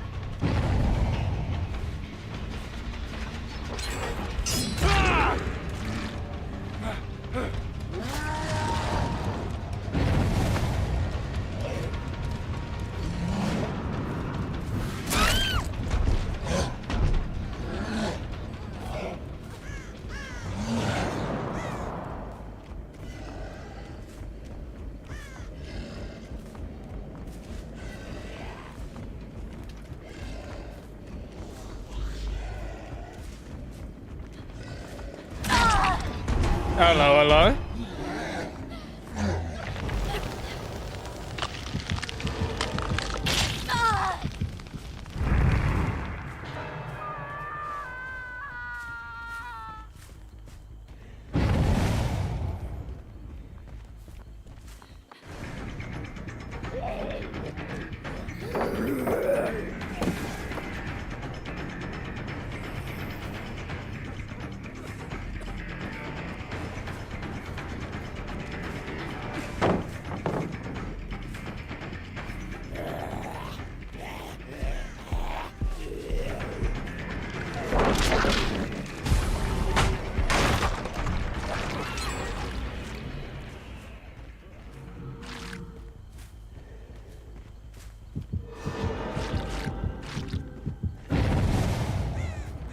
Come on. I need more blood.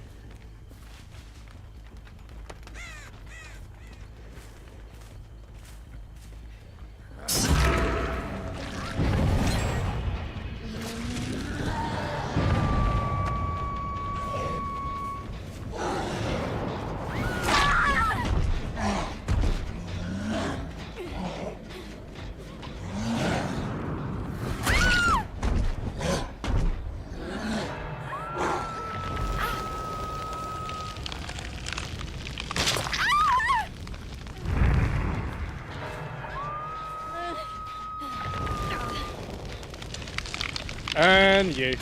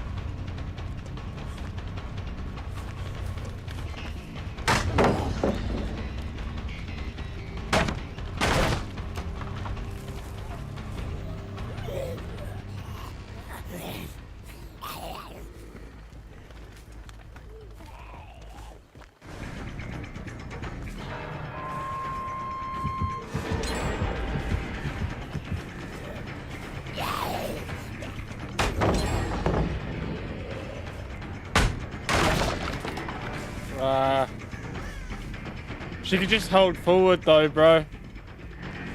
This is the thing.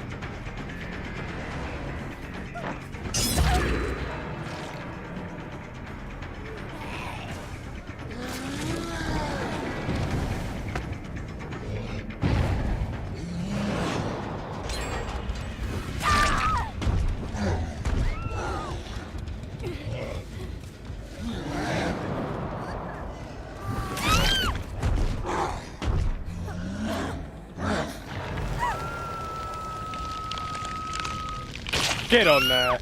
Get out of my sight.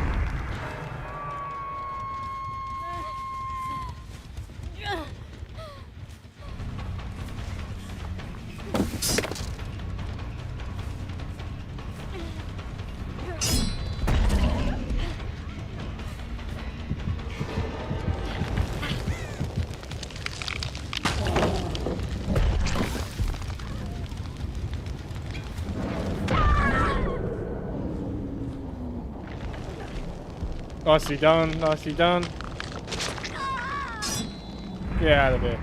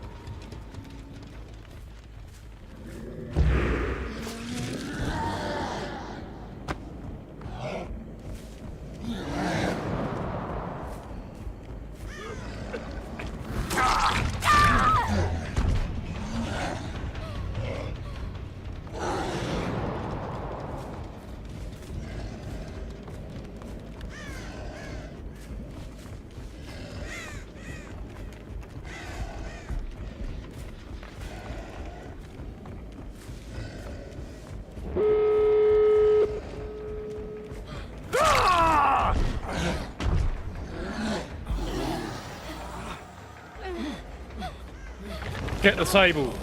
Get the sable.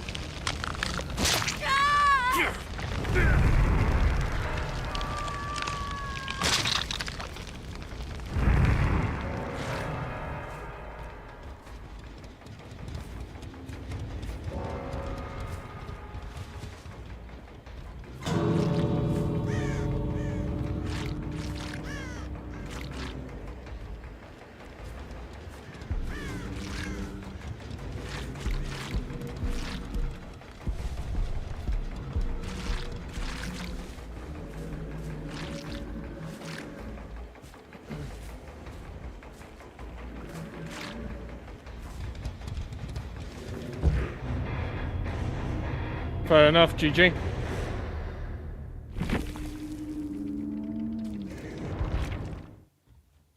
Not bad at all.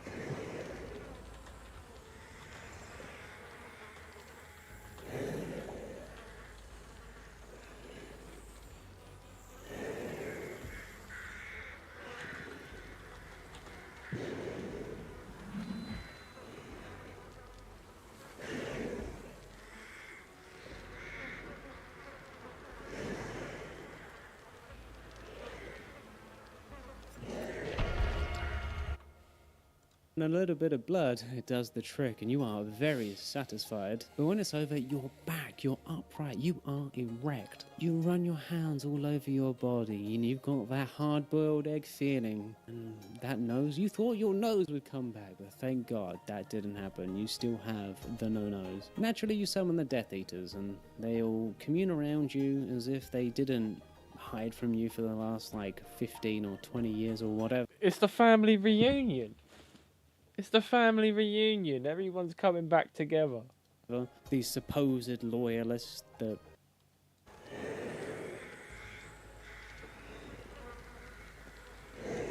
Actually, I might play Slinger.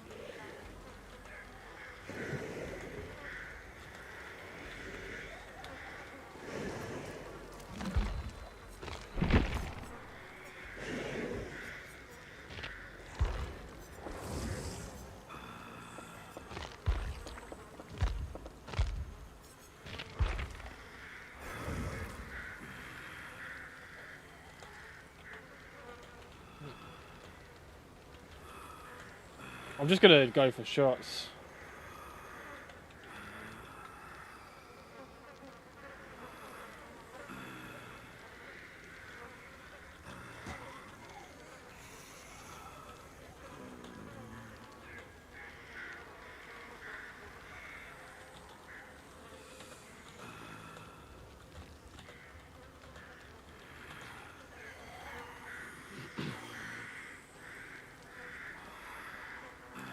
As long as I hit some shots, right?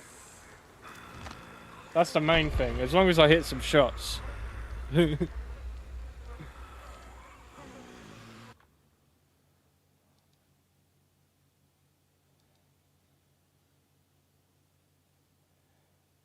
want to watch something else though.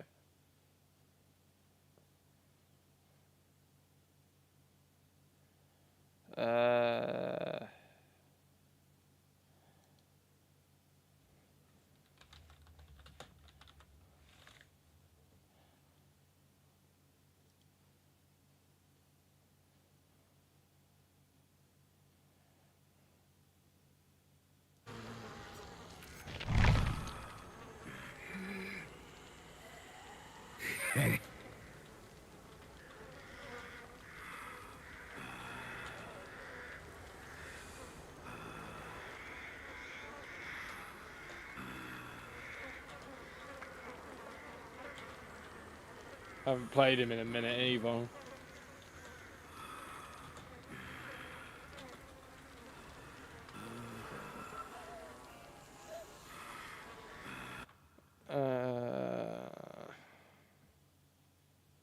Yeah, I was watching this one yesterday. February 17th, and was last heard from at around 1 PM when he responded to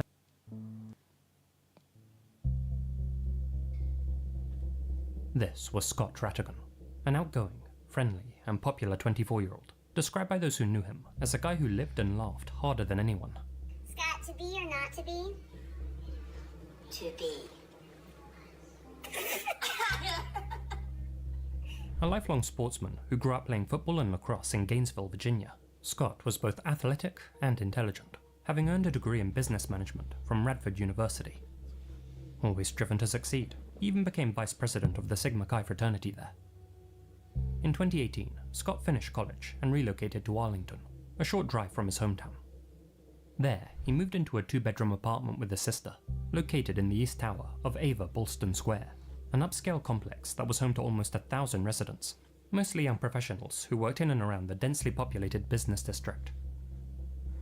In June 2018, Scott worked briefly as a recruiter for Insight Global, and then, in March 2019, landed himself a well-paying job as an account executive at Konica Minolta Business Solutions, a company with offices in 49 countries worldwide that specialize in manufacturing laser printers, copiers, and other industrial imaging products. Scott's branch was situated just over the Potomac River in the national capital, Washington, D.C. For a recent graduate, Scott was already living a particularly comfortable life. He was financially secure, had a broad social circle, and was still dating his longtime high school girlfriend. Although they'd been on and off over the course of their almost 10-year relationship, as couples who meet early in life often are, by the time Scott moved to Arlington, they were very much committed to each other and had a good relationship. On the morning of Friday, January 17th, 2020, Scott and his sister chatted over their morning coffee, as they always did. It was then that Scott reminded his sister he was taking the day off. It was going to be a long weekend, with Monday being Martin Luther King Day, and Scott wanted to maximize his break. After finishing breakfast, Scott's sister set off for work as per usual. What Scott planned to get up to during his day off remains unknown, though it's believed he had made plans with his sister and some guests for later that evening. At 5 PM, Scott's sister returned to their high-rise apartment. Upon entering the residence, she was immediately hit by the smell of a cleaning solution. Nothing appeared out of place though, aside from the fact that Scott was nowhere to be seen. Concerned she couldn't get a hold of her brother, she made her way into Scott's bedroom 20 to 29 minutes later to see if he was asleep. There, she discovered Scott completely unresponsive in his bed. At 5:29 PM, Scott's sister called 911 and a dispatcher summoned help. It's going to be for a 24-year-old male with blood coming from his mouth, hands, and neck. No weapons were seen. There are a total of 4 people in the apartment. Also noted that it smells like bleach. As mentioned by the operator, there were 4 people inside the apartment total when the call was placed. One was, of course, Scott's sister, and though I've seen conflicting reports, it's believed the other 3 were her friends. Okay. None of them were considered suspects. Paramedics quickly arrived and pronounced Scott dead at the scene. The law enforcement initially announced that they'd been called to attend a cardiac arrest. Scott's demise had obviously not... They're the ones that have turned up and found him like that. Like, there's no way. There's literally no way that they would have committed the act. Not occurred naturally. He had sustained trauma to the upper body, and though his exact COD has yet to be released, an autopsy by the Office of the Chief Medical Examiner ruled the death a homicide, evidenced by both the defensive wounds on Scott's hands and the fact that someone had gone to extreme lengths to clean up the crime scene using bleach. Other than the killer's DNA and weapon, nothing was reported missing from Scott's apartment, and all of his valuables were accounted for, including his mobile phone.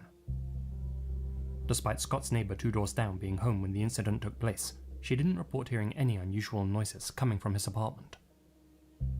Few other details were revealed about Scott's case in the immediate aftermath, with the authorities remaining tight-lipped to preserve the integrity of their investigation. Ahead of the 1-year anniversary of Scott's death, however, Arlington County Police released external surveillance images of a person of interest, or POI, who was seen in the area both before and after the murder.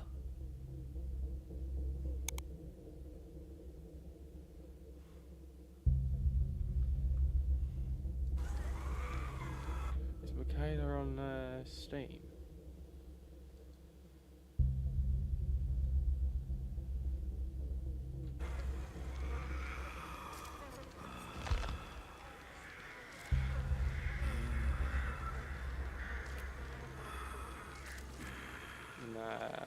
Sorry, Michaela.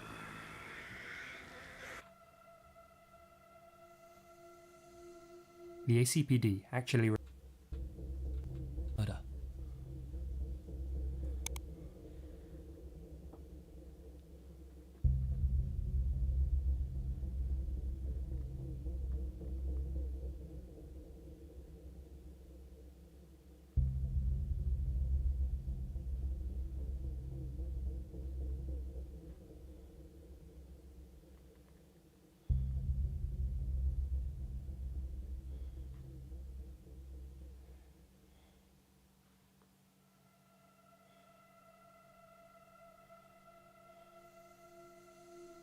The ACPD actually released these videos out of order, but I've ordered them chronologically here.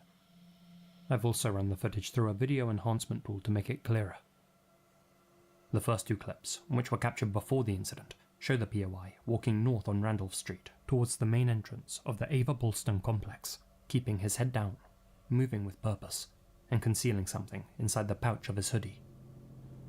The subsequent 2 clips show him running in the opposite direction 1 block south of the complex, before crossing in the opposite direction of the metro, suggesting he fled the scene by car, bike, bus, or on foot. Washington, D.C. and its surrounding areas are the second most surveilled place in the States, with almost 56 cameras per 1,000 people. Given the prevalence of CCTV in the area, there's likely more footage of the POI making his getaway that is yet to be released to the public. Arlington PD described this mystery man as a, quote, white male, approximately 5 feet 6 inches to 5 feet 8 inches tall, weighing 150 to 175 pounds, dressed in all black, carrying a black backpack and walking with his feet turned inward, often referred to as a pigeon-toed gait. As well as a consistent pigeon-toed stride, the POI also appears to be bow-legged, a skeletal condition which causes the lower legs to be angled inward. Forensic podiatrists are confident that the POI's leg and feet conditions are genuine and not faked or exaggerated for the camera. If you don't agree, then try walking with your feet like that for a while. It's not easy, and it only gets harder when you try running. Interestingly, a disproportionate number of gifted athletes are pigeon-toed, something worth bearing in mind. The POI went to great lengths to hide his identity. He placed a strip of black tape on his backpack, concealing the brand logo, and wore a balaclava or neck gaiter to hide his face. It's worth remembering that this incident occurred in mid-January 2020, well before facial coverings became a common sight in the US. That being said, this balaclava-like covering may not have appeared too suspicious, since temperatures that afternoon were around the 2 to 3 degrees Celsius mark, or 36 to 37 degrees Fahrenheit. From the little we can make out, the POI appears to have a nose with a prominent, narrow dorsum. Though some people online believe the POI is actually a woman based on their body shape, I personally don't see it, and law enforcement are adamant that this is a male. I doubt they'd state that definitively if they weren't certain. Perhaps the perp wasn't so thorough when he bleached the apartment, using bleach which he may have been carrying in this water bottle. Perhaps forensic investigators did find some of his DNA at the scene, and confirm the POI to be a male. Also, notice his flat chest. I'm inclined to agree that this is a man. As you can see, there are no timestamps on any of this surveillance footage released to the public, and, still keeping their cards close to their chest, Arlington PD haven't confirmed when exactly these images were captured. Scott was last seen in his apartment on the morning of January 17th, and was last heard from at around 1 PM when he responded to messages from friends, give or take 20 minutes or so. Given that his sister contacted emergency services at 5:29 PM, that leaves a 4.5-hour window in which somebody entered Scott's apartment, took his life, and then bleached away the evidence before escaping. But we can actually narrow that window down further. Fellow YouTuber Aaron Stoner has done a detailed analysis of this footage over on his channel, which I highly recommend you check out via the links in the description. Using the direction of the shadows in these images as a guide, and calculating the angle of the sun throughout the day on January 17th, 2020, he estimates that the hooded figure was seen making his way towards Scott's complex between 10:31 and 11:31 AM, and was seen fleeing between 12:40 and 12:50 PM. If correct, that means one of 3 things. That Scott's friends were wrong about the last time they'd been in contact with him, that this man has mistakenly been singled out as a person of interest, or, most chillingly, that the killer used his victim's phone to text his friends shortly before leaving the apartment. Yeah, that's... Users on websleuth.com have made some interesting observations about the POI's attire. That was in the back of my His mind, entire to be ninja-like outfit was made up of branded items. Though the suspect covered the logo on his backpack with duct tape, it's since been identified as the popular North Face Recon, perhaps one with a custom logo worth concealing. It's not uncommon for employers at 3-letter companies to provide their staff with bags and other items with company logos, for instance. Similarly, the suspect's hoodie is also likely from North Face. His shoes appear to be Nike Freeruns with the signature swoosh blacked out, and his gloves are from Under Armour. All of his clothes appear to be in good or even mint condition, with the soles of his shoes being completely clean, and there being no visible marks on the rest of his stealth kit. In total, this outfit would have easily cost him more than $500, and it's entirely possible that he had replicas in his backpack to change into before leaving the apartment, a theory supported by these 2 stills. The one on the left shows the POI before the attack, and the one on the right after. Notice how the black patch on his left shoe disappears.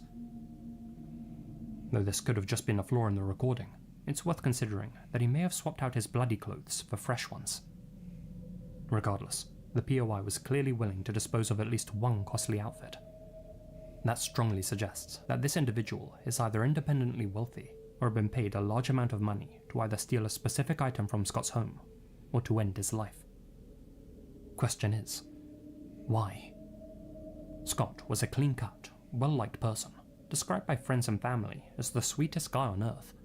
And though those close to him have racked their brains, nobody can think of a single person who would wish harm upon him. The way I, and most people following this case see it, there are only a handful of possible scenarios that explain the killer's actions. Let's go over them. Scenario 1. This was a burglary gone wrong. Burglary gone Like wrong, his he sister, owes him Scott money. would normally have been at work at the time of the incident. An intruder may have somehow managed to gain access to their apartment with the intent of Inside raiding job. it for cash, expecting the property to be empty, only to come face to face with Scott himself.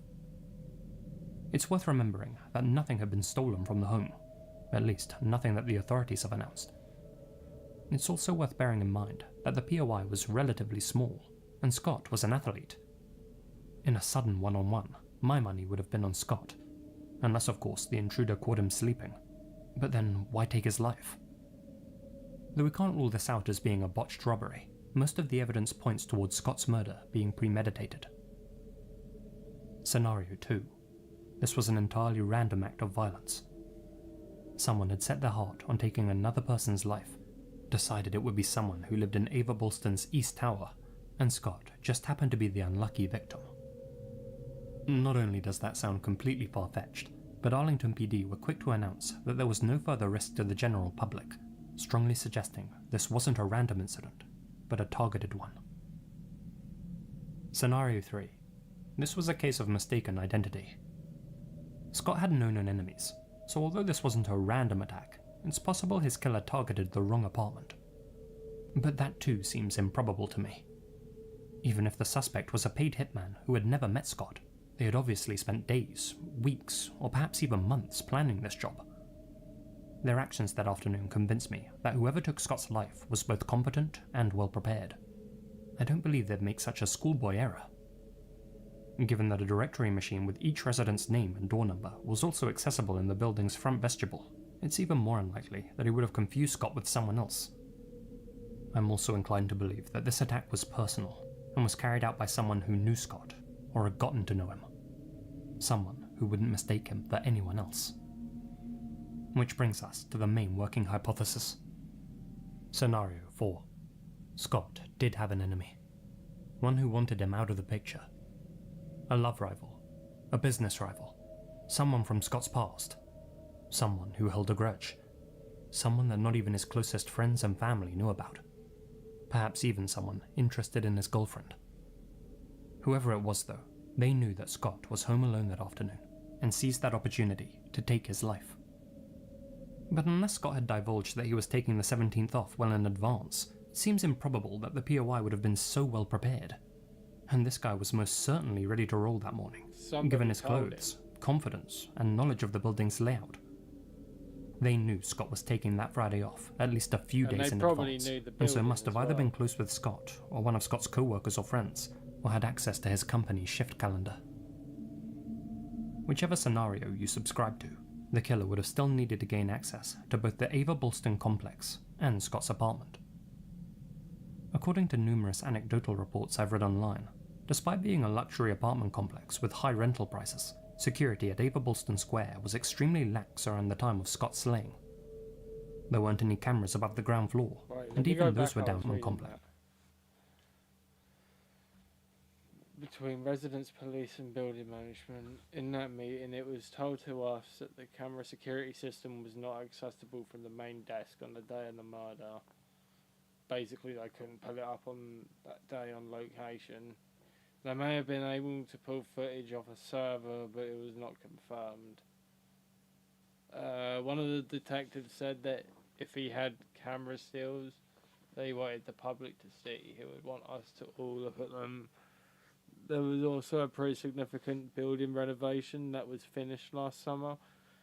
Some of the cameras still had plastic wrap on them 1 month ago. I can't imagine those were functioning. It's very easy to tailgate into the building without a key fob, and nothing is needed to access individual floors. They were pretty adamant that there isn't a continuing threat to community, but they weren't able to offer any details than what is already available to put anyone's mind at ease. So basically, sorry, we can't fucking help you. With high rental prices, security at Ava Bolston Square was extremely lax around the time of Scott's slaying. There weren't any cameras above the ground floor, and even those were down on the day of the incident due to refurbishments. The entrances do require a fob to gain access, but according to residents, it's a huge building with a constant stream of people going in and out. Piggybacking in would have been extremely easy. Another fellow YouTuber, Sloan, demonstrated just how easy it still is to gain access to the building as a non-resident.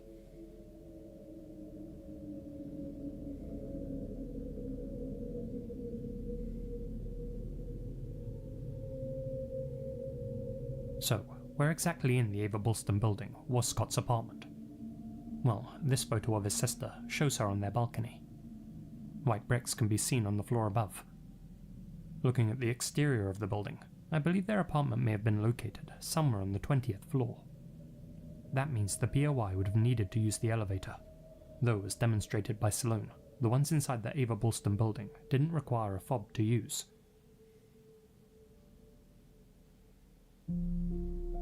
It's clear that entering the Ava Bolston building wouldn't have been a challenge for the perpetrator, but we still need to consider how he got inside Scott's apartment.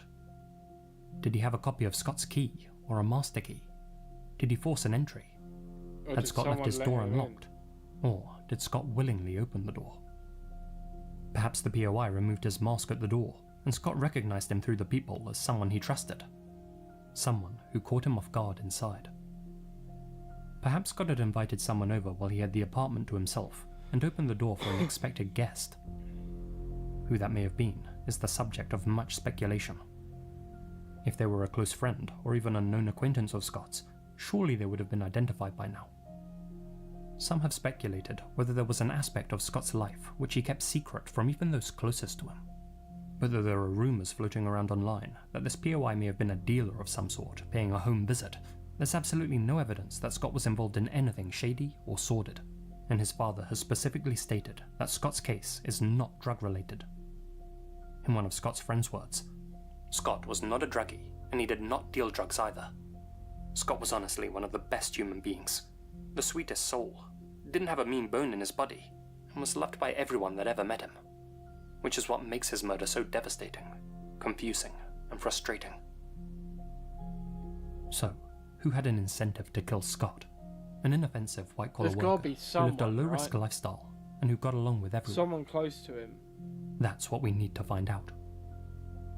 To review the profile of our suspect, we're looking for an affluent, intelligent, and athletic Caucasian male familiar with Bolston, Arlington, who stands around 5'6" and 5'8", who weighed around 150 to 175 pounds at the time, who walks with a pigeon-toed gait, who has or had a penchant for North Face products, and whose whereabouts are unaccounted for on the early afternoon of Friday, January 17th, 2020. And yet, despite possessing so many distinctive characteristics, the killer's identity, and by extension, their motive, remains unknown. That's likely because this case received so little media coverage, overshadowed by global events that occurred shortly after, and because the authorities took a full year to release this footage to the public. The Rattigan family is offering a $50,000 reward for any information that leads to a conviction. Did you live in or around Arlington in early 2020? Do you know anyone who fits this profile? Perhaps a co-worker who took the morning off on January 17th. Perhaps a person who was acting strangely around that same time period. Whoever took Scott's life must be held accountable. If you, a friend, or a loved one have any idea who the person in this footage might be, please get in touch with the ACPD tip line. You can also make a report anonymously through the Crime Solvers hotline. All that contact information is on screen now. Hope it gets solved, man. Hope that shit gets solved.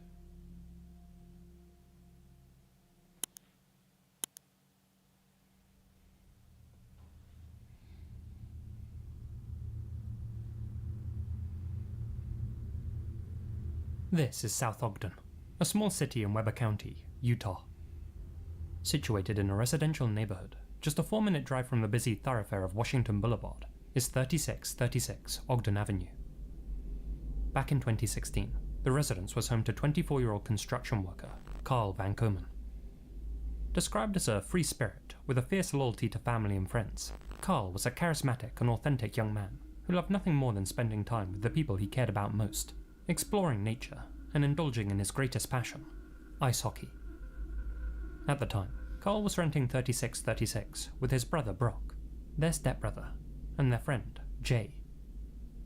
Known as something of a party palace by locals, the house had attracted police attention twice for noise offences, but for the most part, all of the tenants got along well with their neighbours, especially with the man who lived alone in 3630, their immediate neighbour, 61-year-old Kevin Nelson, a former local business owner and recent retiree who spent most of his time collecting records, playing guitar, and cheering on the Denver Broncos. Kevin would frequently visit the Van Kerman brothers and co. to hang out and share nuggets of wisdom with the young whippersnappers next door, who all playfully referred to him as Grandpa Nelson. "I'm not that old, damn it," Kevin would retort. He and Carl were especially close. Being a social guy himself, Kevin was well liked by all of the other residents on Ogden Avenue, respected for his kind heart and down-to-earth nature. December 9th, 2016 was a freezing cold day in Weber County, with temperatures dropping to -3 degrees Celsius, or about 27 degrees Fahrenheit. By the time the sun set, most people were keeping warm indoors, and at 7 PM, so were all 4 members of 3636 Ogden Avenue.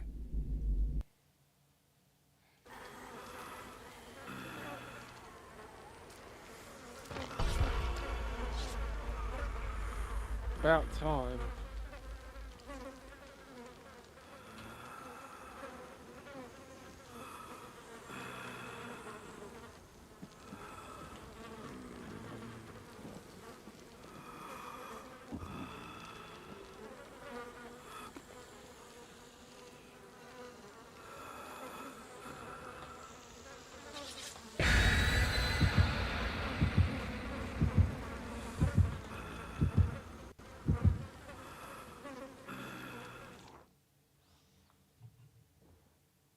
At least there weren't 4 of them.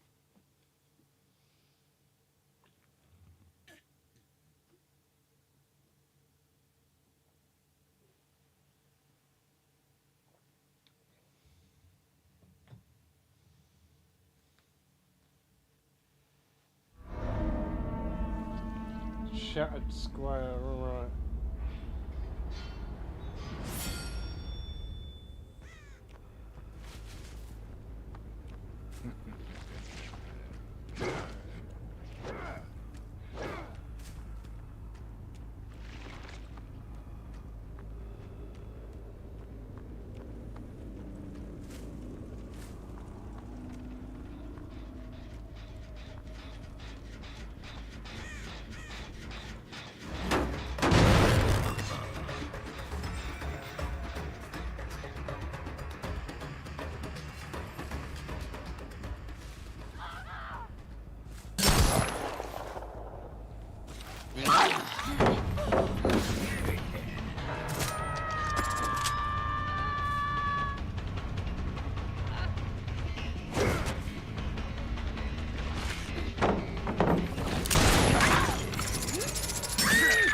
Poor performance indeed.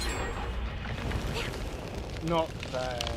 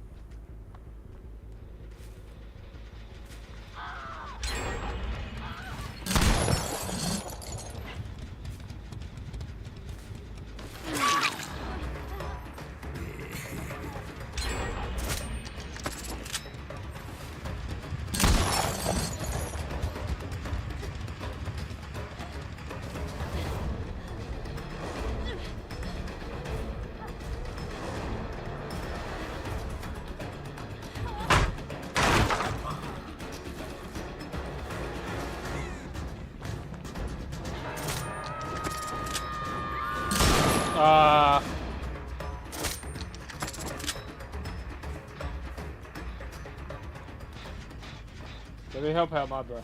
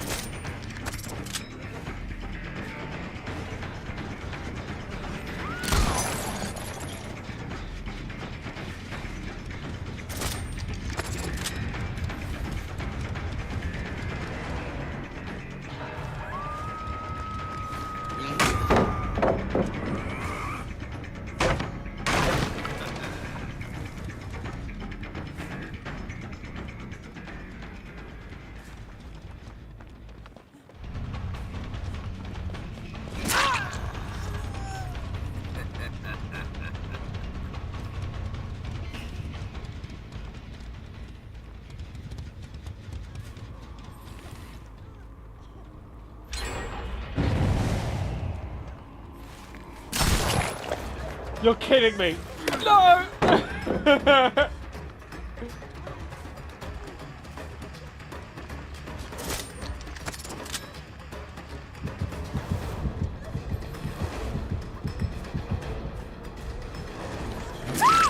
Yeah, I'm not breaking that pallet. I'm not breaking that pallet, bitch.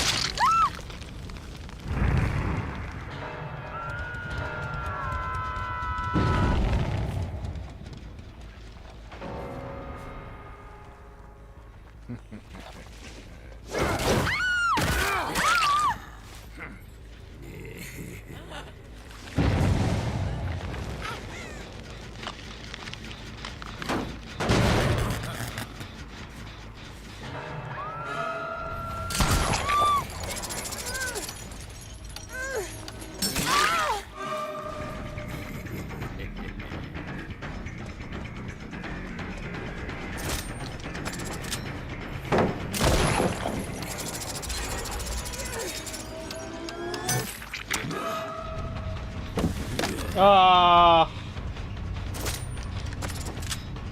I thought I could get away with that.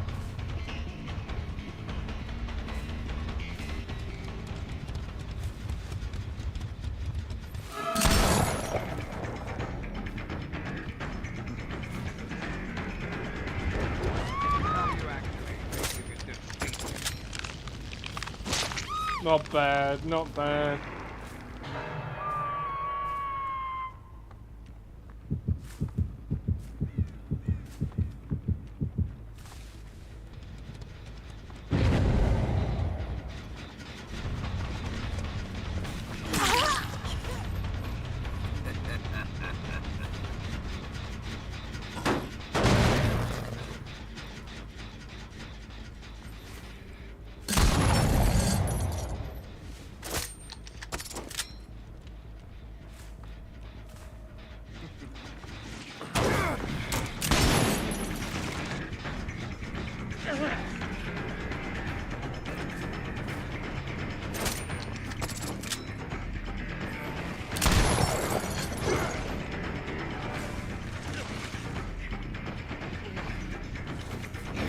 I missed! Too bad you won't make it much further.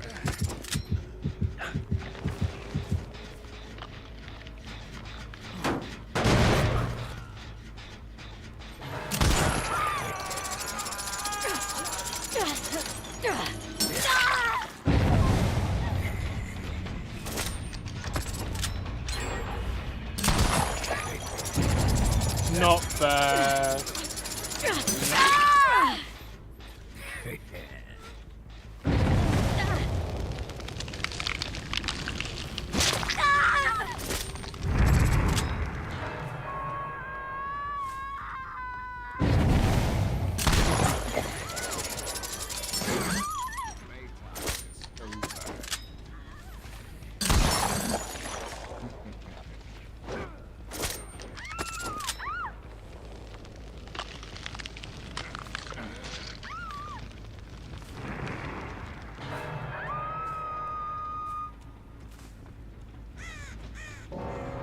Not bad, not bad. That's two. Holy shit, look at you.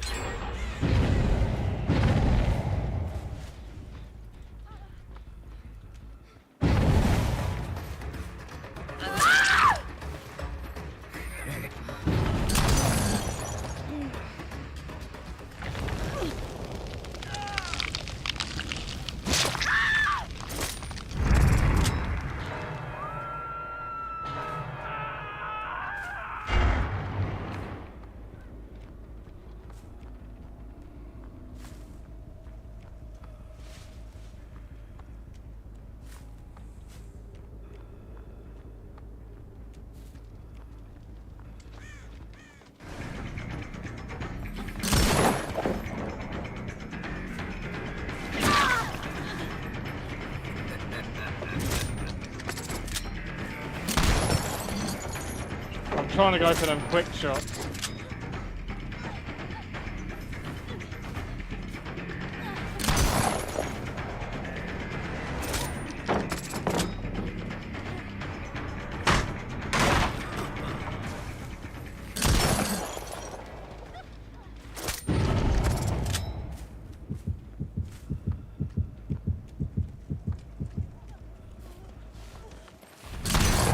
Oh, come on, bro.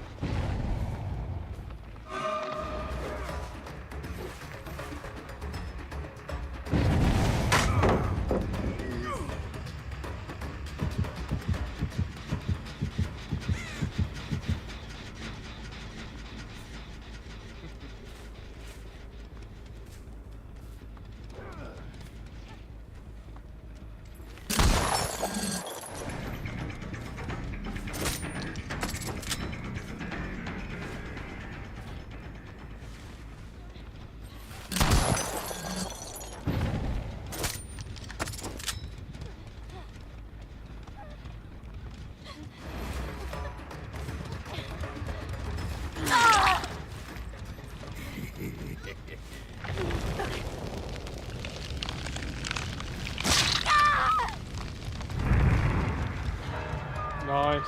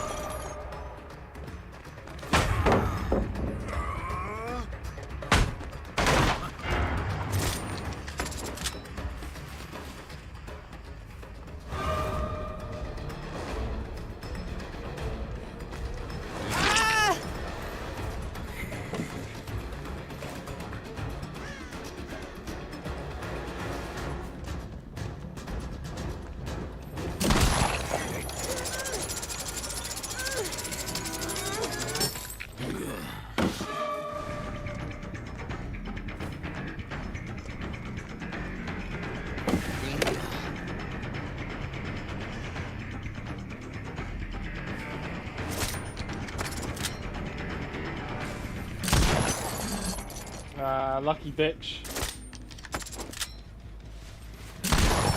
Nah.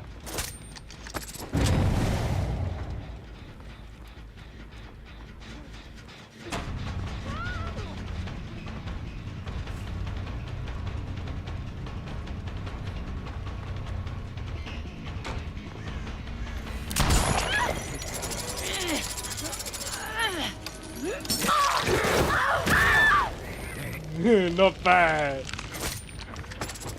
Slammed her right into the wall.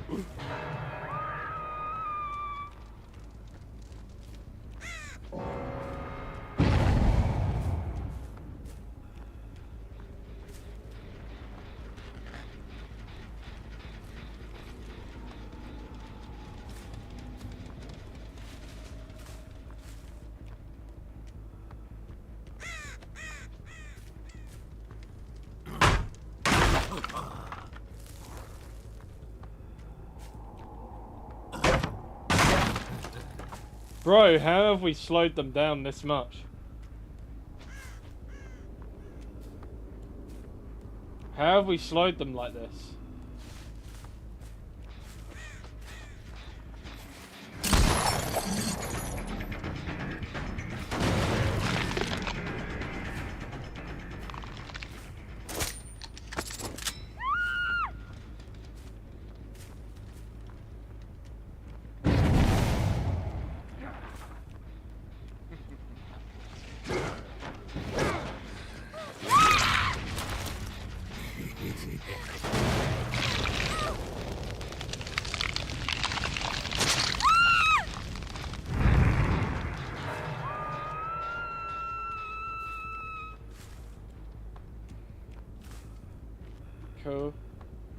Main building.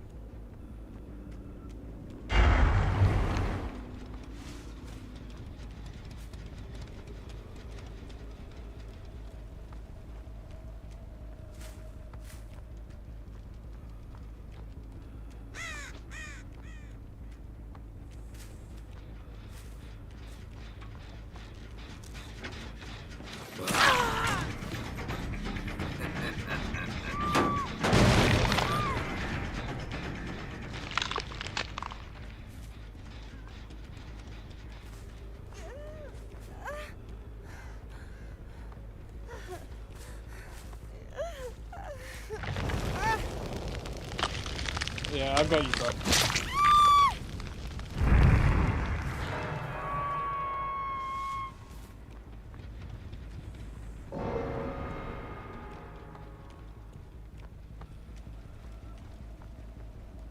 Slug now then.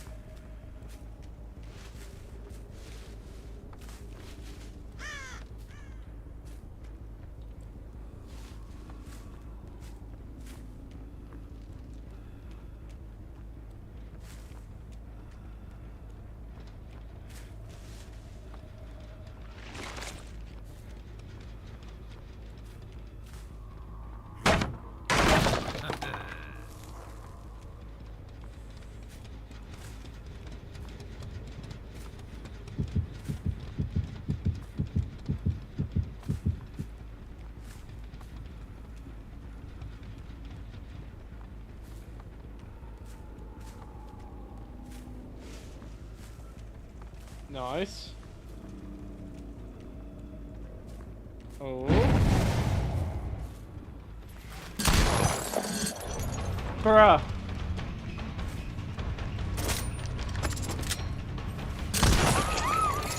Get your ass over here.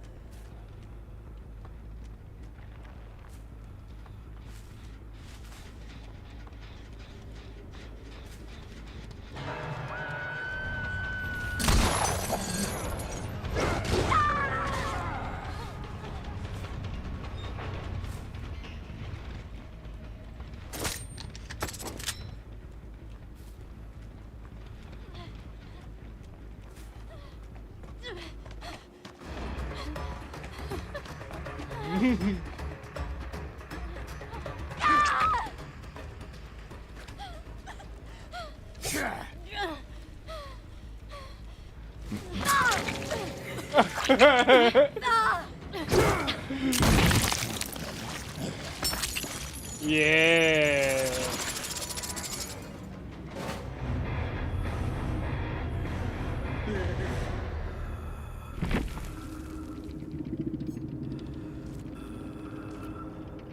Not bad.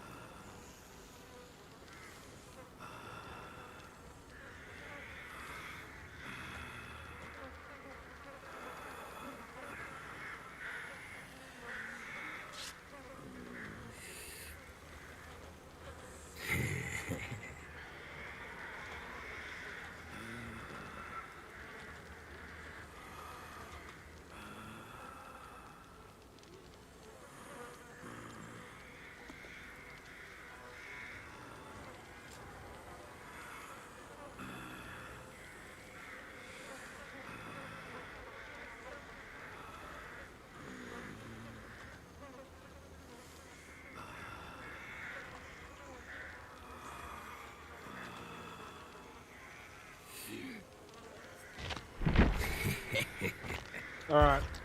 Trapper time.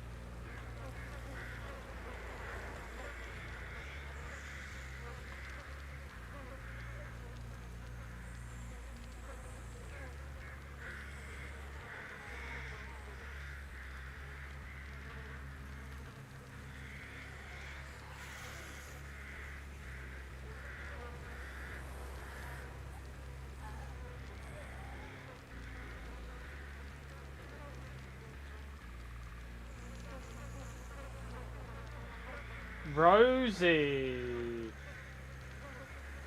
you been messaging my YouTube, my boy? Yeah, I thought you had been. Let me have a look over here. What's this trash?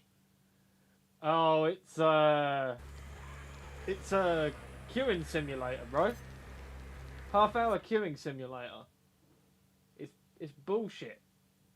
Yeah, sorry, I'm having to swap between the tabs. I keep forgetting. Which one you on? Which one you messaging me on?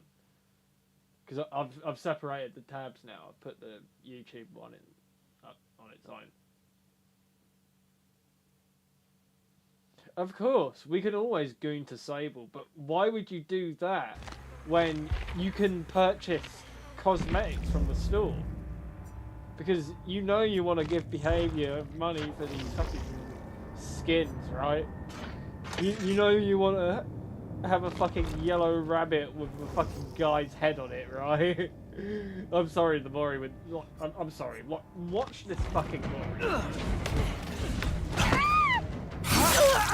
It's the face Mori, yeah? I'm sorry, just watch the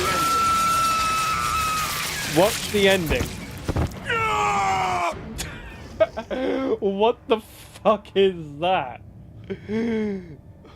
What the fuck was that? Just goes no in their face and they die.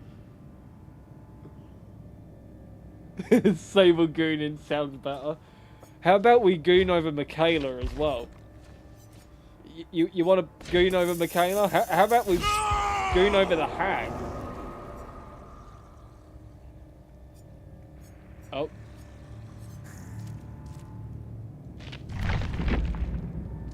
Guess they had to go.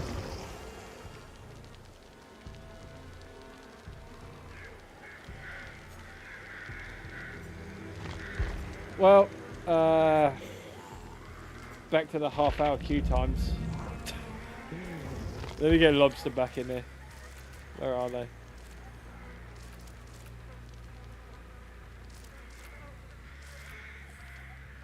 No. Who the hell is George's bitch?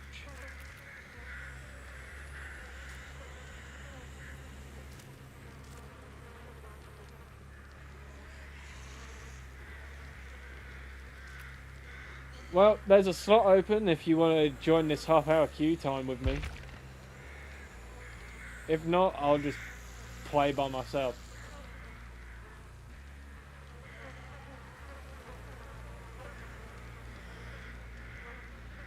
It's completely up to you. I don't mind sitting here chatting away to myself, doing absolutely fucking nothing. I'm probably going to disappear for another joint, I'm going to be real. This is going to be my last joint as well, because I don't have any more Rizmas.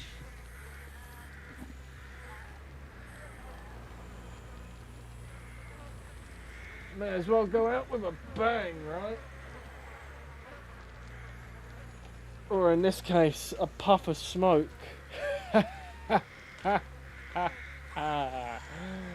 Fucking kill me.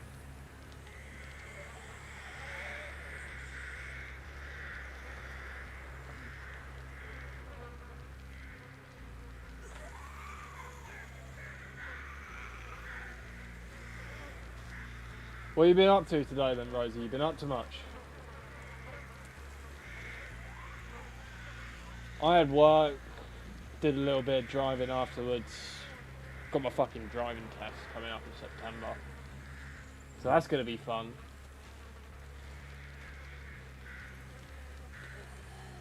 I just kept putting it off. Because now it's to a point where I could do the driving. I don't have that bit of paper that says I can do it.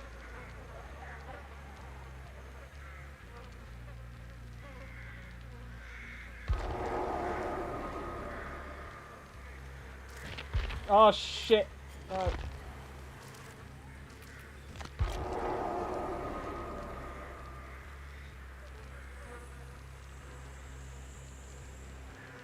Got your ass in here, lobster.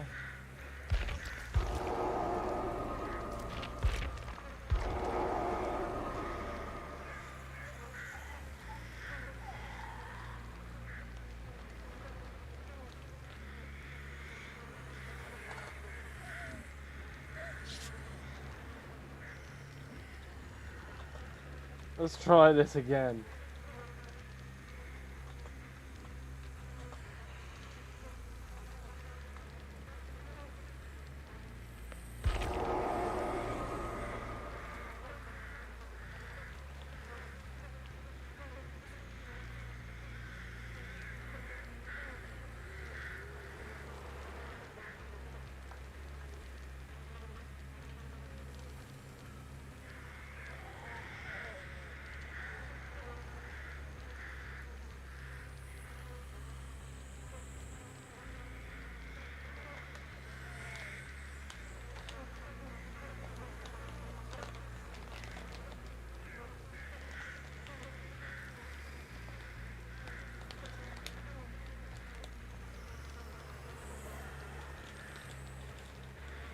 Senpai? Who the fuck says senpai, by the way, Rosie? Who the fuck says senpai?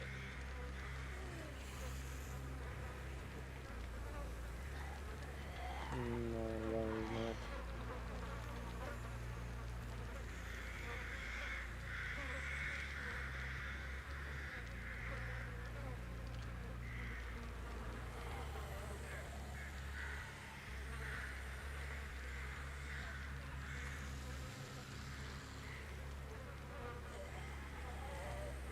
Wait, it got 6 likes? This shit's got 6 likes?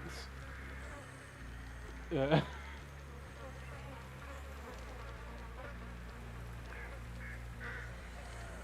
Who the fuck liked this fucking shit? It's been like, what? We played for 3 hours.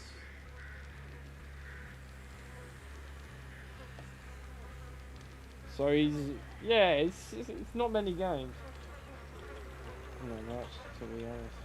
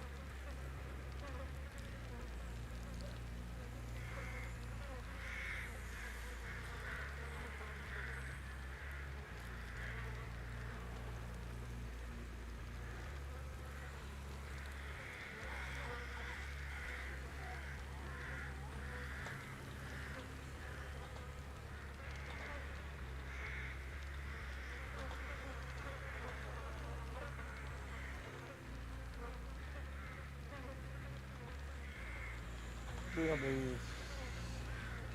Moped.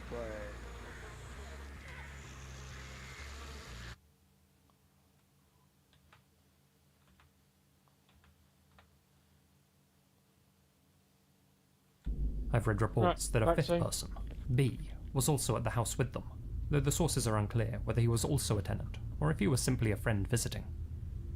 Regardless, the temperature was low, but spirits in the house were high, and the boys agreed it was worth braving the cold to have some fun on a Friday night. After a few minutes of deliberation, the group decided to go bowling together, though before they set off, Brock and his stepbrother wanted to grab a bite to eat. Not having much disposable cash to begin with, and wanting to save the little they had for Christmas gifts, the pair opted to buy some Hot Pockets from a nearby store. They set off at 7:45 PM, leaving Kyle, Jay, and B behind at the house. Around that same time, Kevin Nelson was walking home after a get-together with some local friends. Hearing that his neighbours were inside 3636, Kevin wandered over and was duly welcomed inside by Kyle. What happened next is every sibling's worst nightmare. Brock and his stepbrother returned from the store just 10 minutes later, and somehow, in that brief window of time, all hell had broken loose inside 3636 Ogden Avenue. In the living room, they found their brother, Kyle, and their neighbour, Kevin, lying in pools of blood, both having been shot, one of them execution style. Their killer, or killers, were nowhere to be seen. Lying in the snow-laden backyard was 20-year-old Jay, whose name's been withheld for his security. He had been shot through the neck, but was still alive. Little information has been publicly revealed about B. He either managed to escape the scene, or had left the house just before the slaughter began, but either way, the authorities don't consider him a suspect in the case. Help was summoned at 7:58 PM. Brock then called his father, Jerry John, and told him that Kyle was gone. Their father asked how he knew that. Brock replied, "Because he's in my arms." Medics arrived shortly thereafter and pronounced Kyle and Kevin DOA. Jay was rushed to a local hospital for treatment. That evening, police locked down the area around the crime scene, halting traffic in the neighborhood and conducting a door-to-door canvass for information. Surprisingly, none of their neighbors heard or saw anything. Officers searched neighboring yards throughout most of the night, expanding their search until the morning hours. Crime scene investigators remained on the property until Saturday evening, scouring each room for evidence. Several casings from a 9mm were collected for examination. A number of footprint impressions were identified, and a bloody fingerprint impression was found on the front door. Jay would thankfully make a full physical recovery, but told officers that he didn't recognize any of the intruders, nor had he ever heard any of their voices before.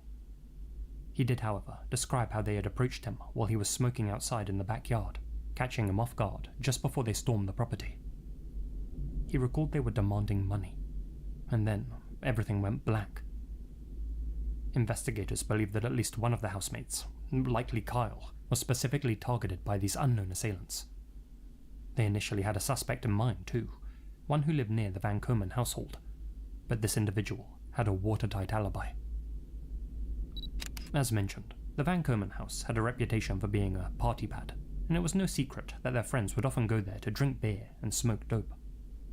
This was never anything serious, and none of the housemates sold anything illicit, only indulged in it recreationally, but South Ogden PD knew that a potential tipster might be worried about coming forward because of that.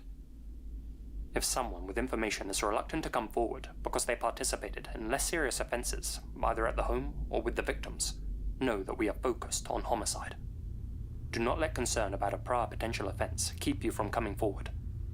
We're not concerned about it, and neither should you be.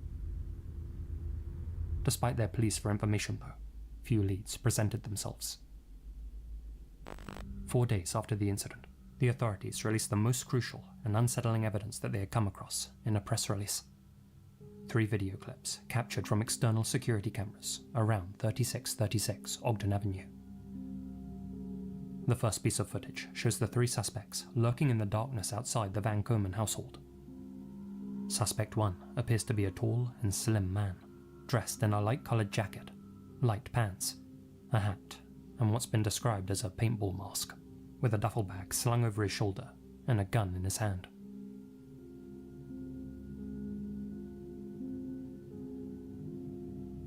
Suspect 2 wears a thicker, light-coloured coat, dark snow trousers, a darker mask, and a backpack. Based on their stature and mannerisms, this could be a female, but let me know what you think down below.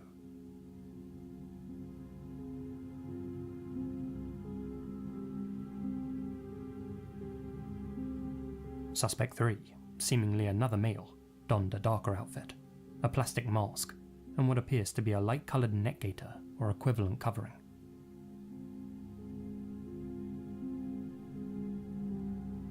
Unfortunately, there are no timestamps to go along with any of these recordings, so it's not known how quickly the three masked invaders struck after Brock and his stepbrother left the scene, but the authorities have since stated that the trio had been staking out the home for at least an hour before the incident. The next clip shows Suspect 1 peering in through the property's windows, observing their soon-to-be victims' movements.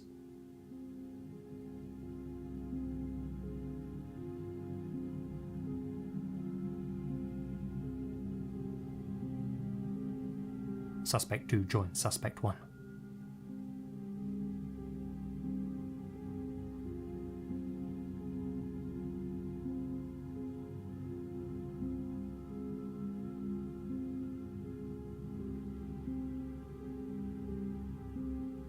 Suspect 3's position at this point is unknown.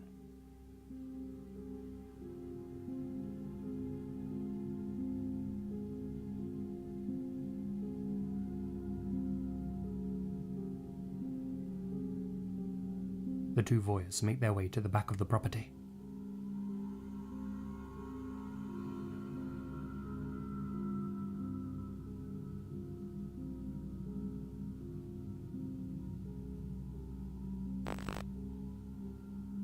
According to the police, this final video was captured shortly after Carl and Kevin had been slain. In it, we can see a vehicle drive down the road.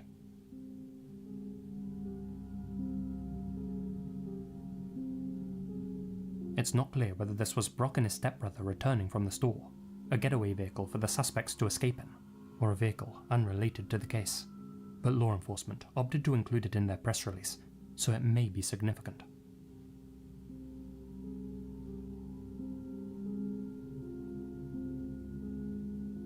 Seconds after the vehicle passes, Suspect 1 leaps over a fence, looks up and down the road, places something inside his bag,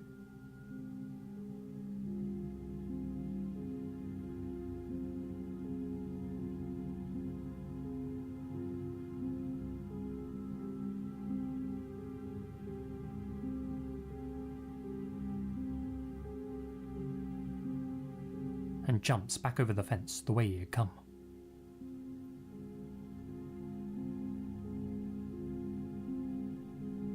Law enforcement were hopeful that by releasing these images, someone would recognize the three suspects. And yet, nobody did.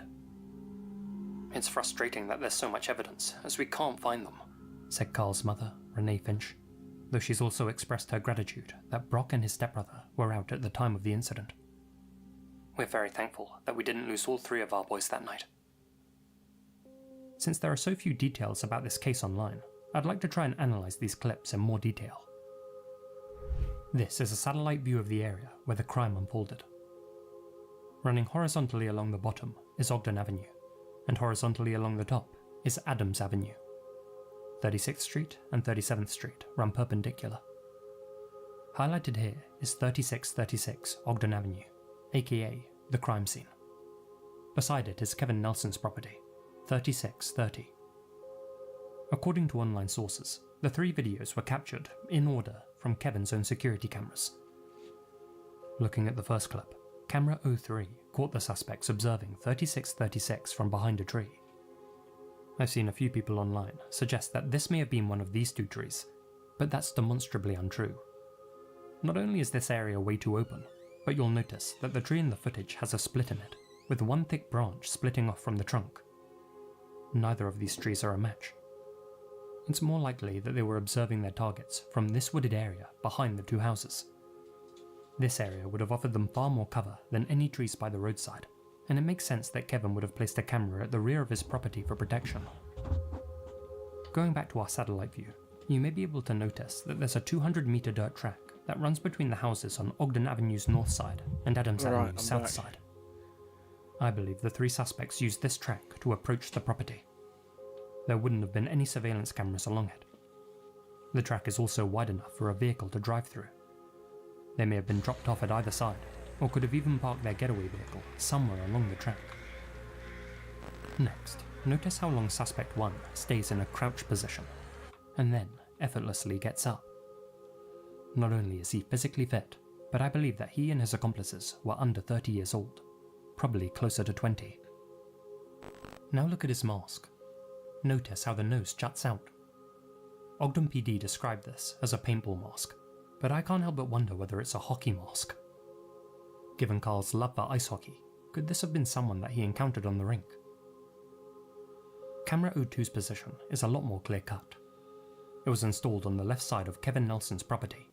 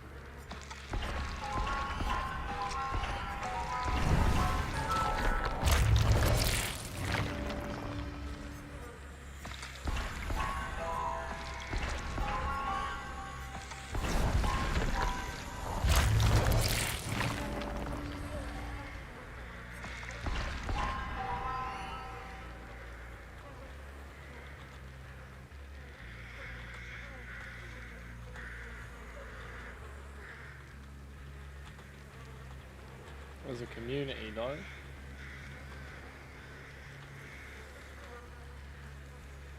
More than happy.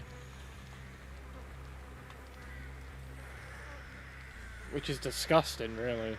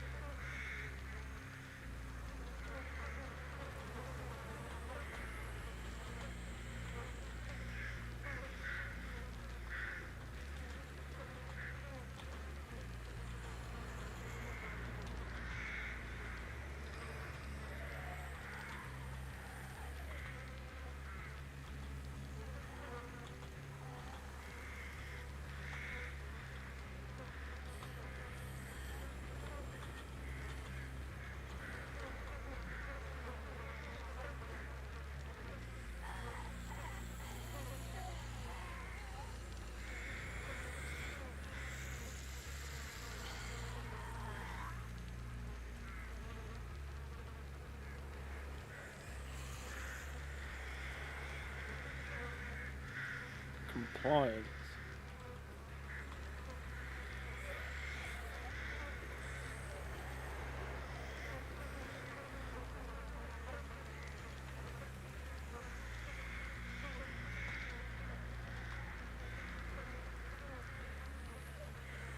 Complacency is the word.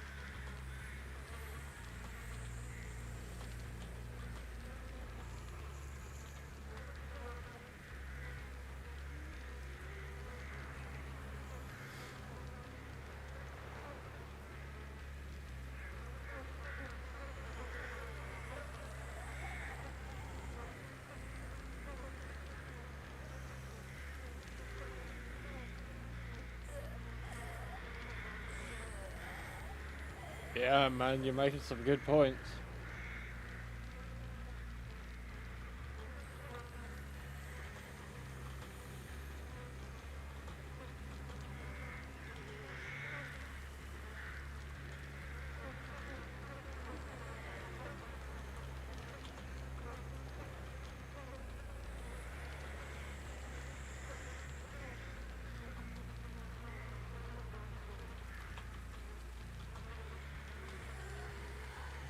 I get you. I definitely get you.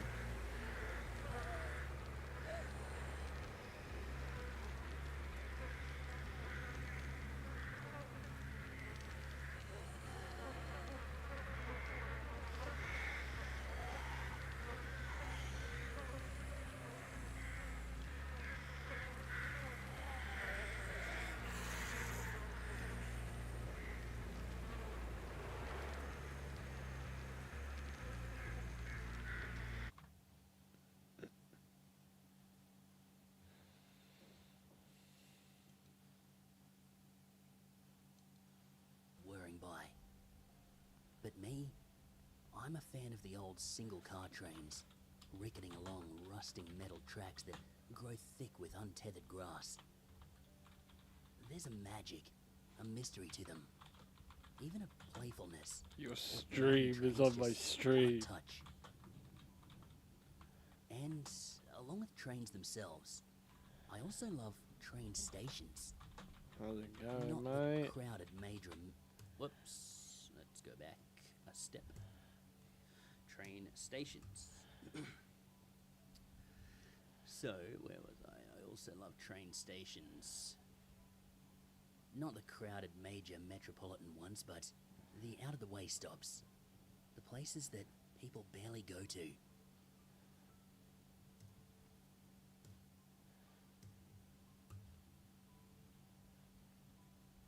Streamception. The trains stop at for nebulous reasons.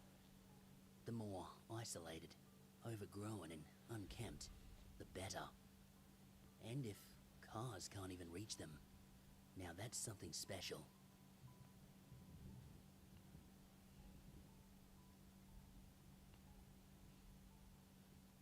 Hey, King Jim, how's it going, dude?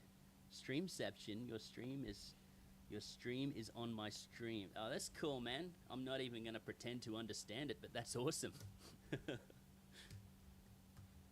Yeah, it's going good, man. How's things on your side of planet Earth? Dark?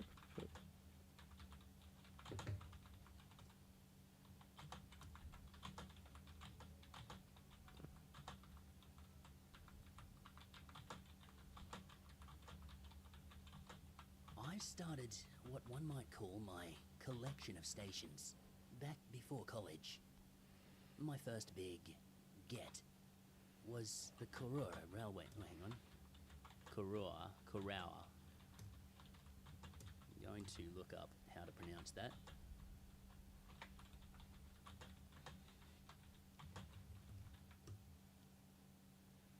Korora pronunciation.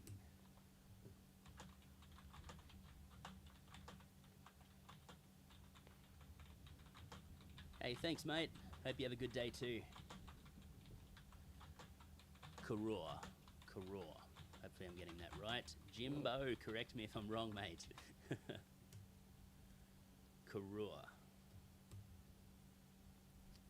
My first big get was the Korora railway station in the UK, nestled in an unassuming area of peaks and valleys. The landscape surrounding a quaint white building with grey gabbled roofs sloping downward. An unimposing lock idled next to the site, waiting to freeze over again during the long winter months. I was lucky to go during the warmer season with my parents, back when my dad was still alive. I don't know if he was quite the train aficionado. What the hell is that? Aficionado. Ah, it's early, guys. It's very early.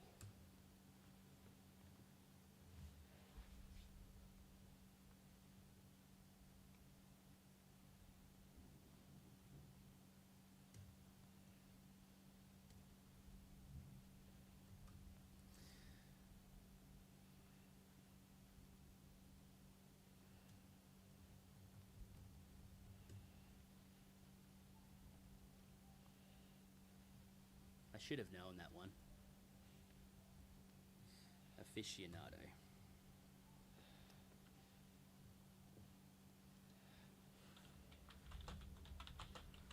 Yeah, I thought so, Peyton. It was kind of, you know, in the depths of my brain. But thanks for pointing that out. Enthusiast. Aficionado.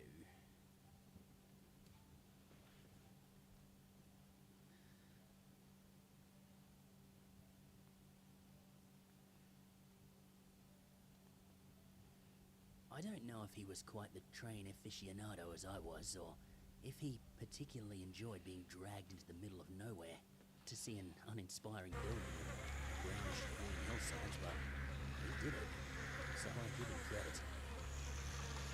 While he may not have been impressed, I loved it. I had researched the area beforehand quite a bit, and to actually stand there and look around, take in the air and the sunlight, was mesmerizing. Almost like I'd stepped through the looking glass of another world that had only previously existed in my mind. I had to have more.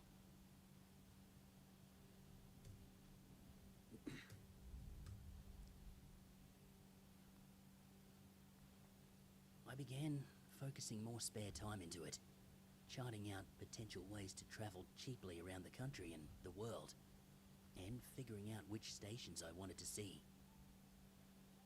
It did help that train travel was reasonably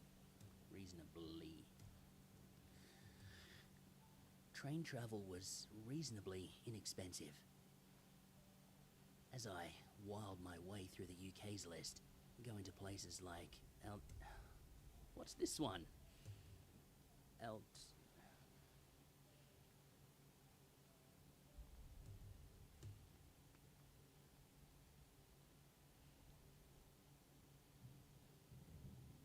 I just got it. Okay, I see. Yeah, that makes sense.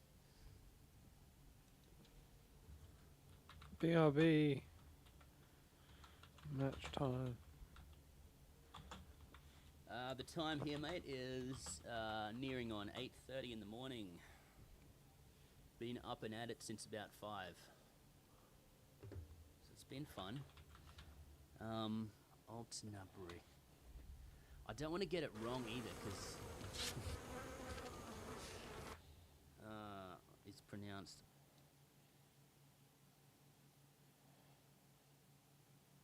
Don't want to get it wrong either, because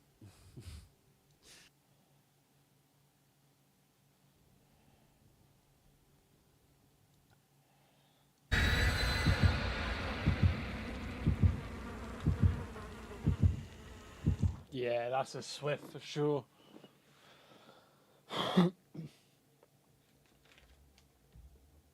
Definitely a 4, man, maybe a 5.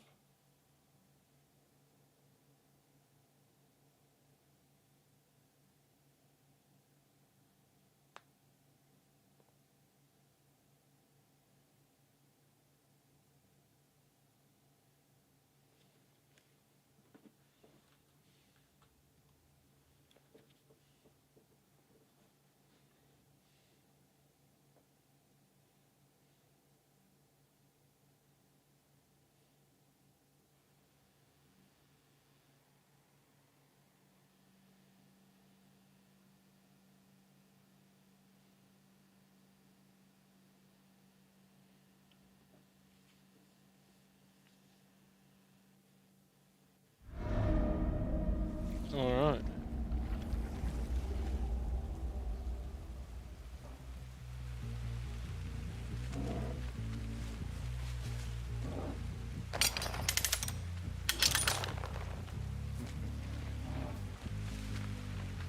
Look at the fucking speed of that.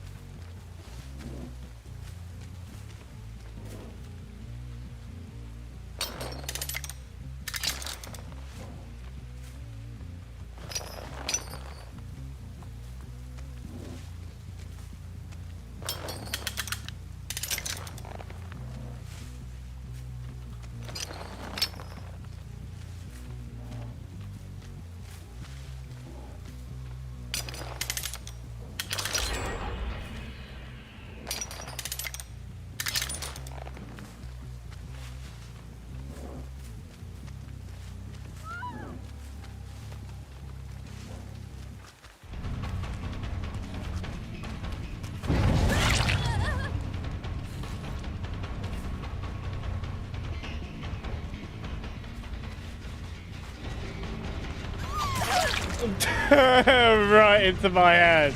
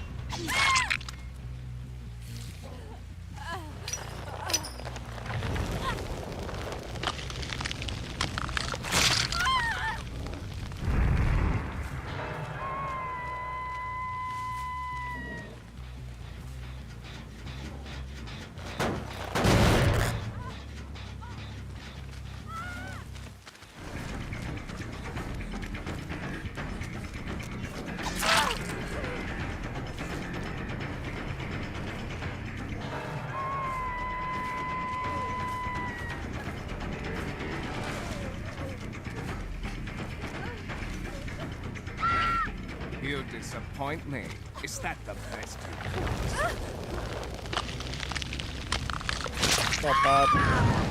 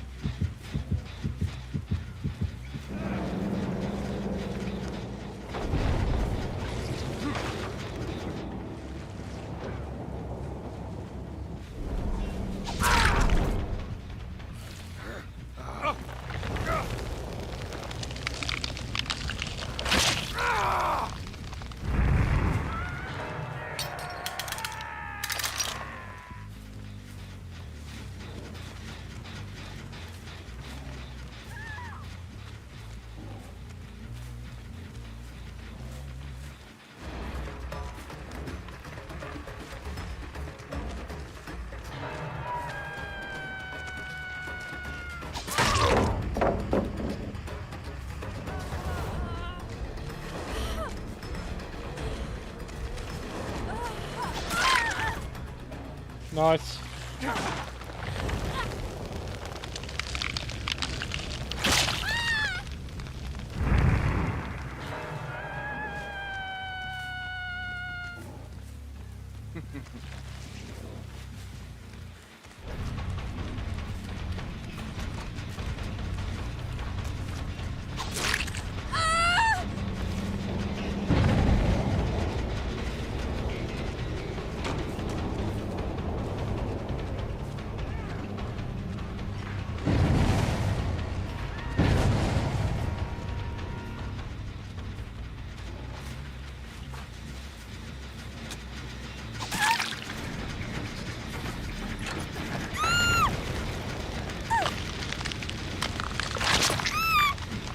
Nah.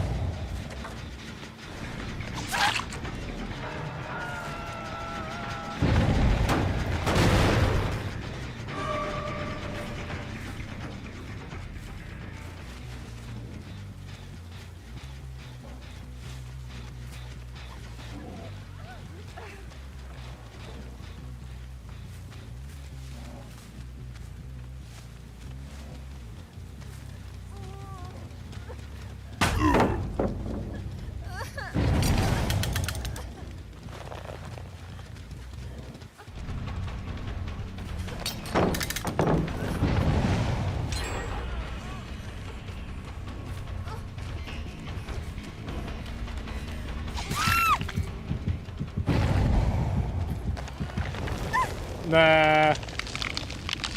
Get out of here.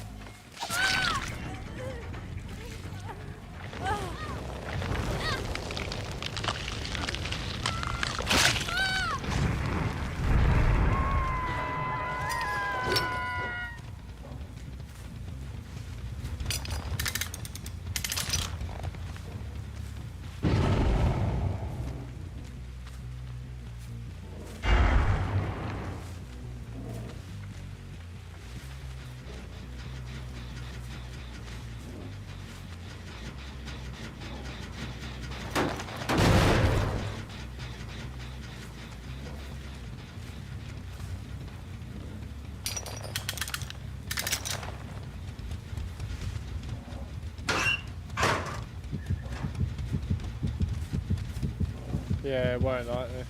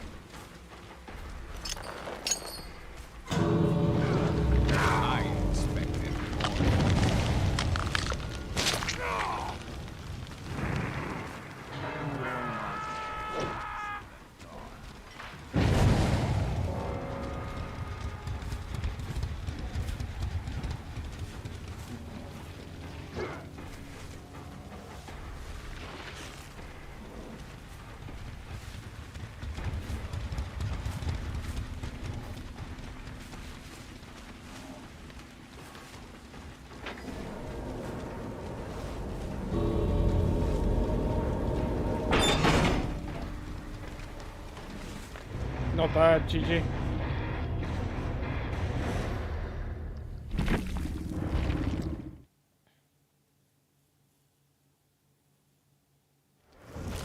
Time to stream. You gonna play this shit, bruh? You gonna play something else? What are you gonna play, my man? What are you gonna play? What are you gonna play?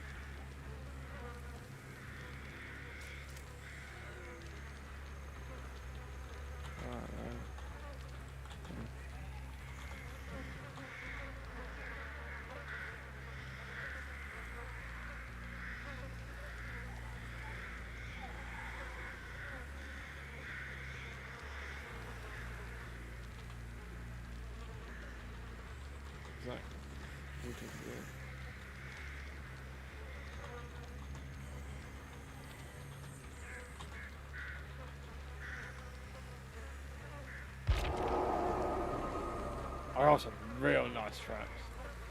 I have rum, so DVD. Ah, you're not drinking, Rosie. You're not drinking, my boy. You're not. You're not.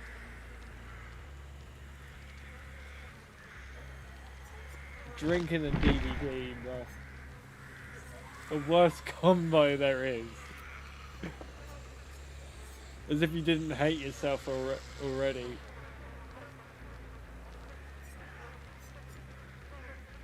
Are you gonna partake in the waiting simulator that is 2v8, or are you gonna play the 1v4? Which one are you gonna do?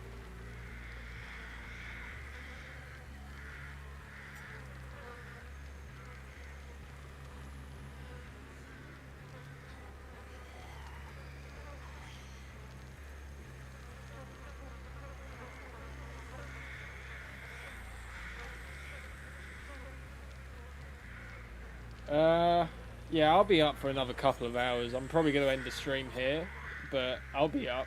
I'll be watching. I'll be hanging around.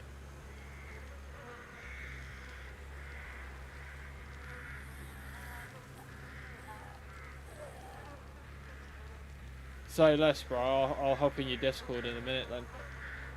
But, as far as this shit goes, that's GG's. I'll see you later. See you tomorrow. And now let me go to the YouTube one. I hate the fact this one's separate. Yeah, GG's.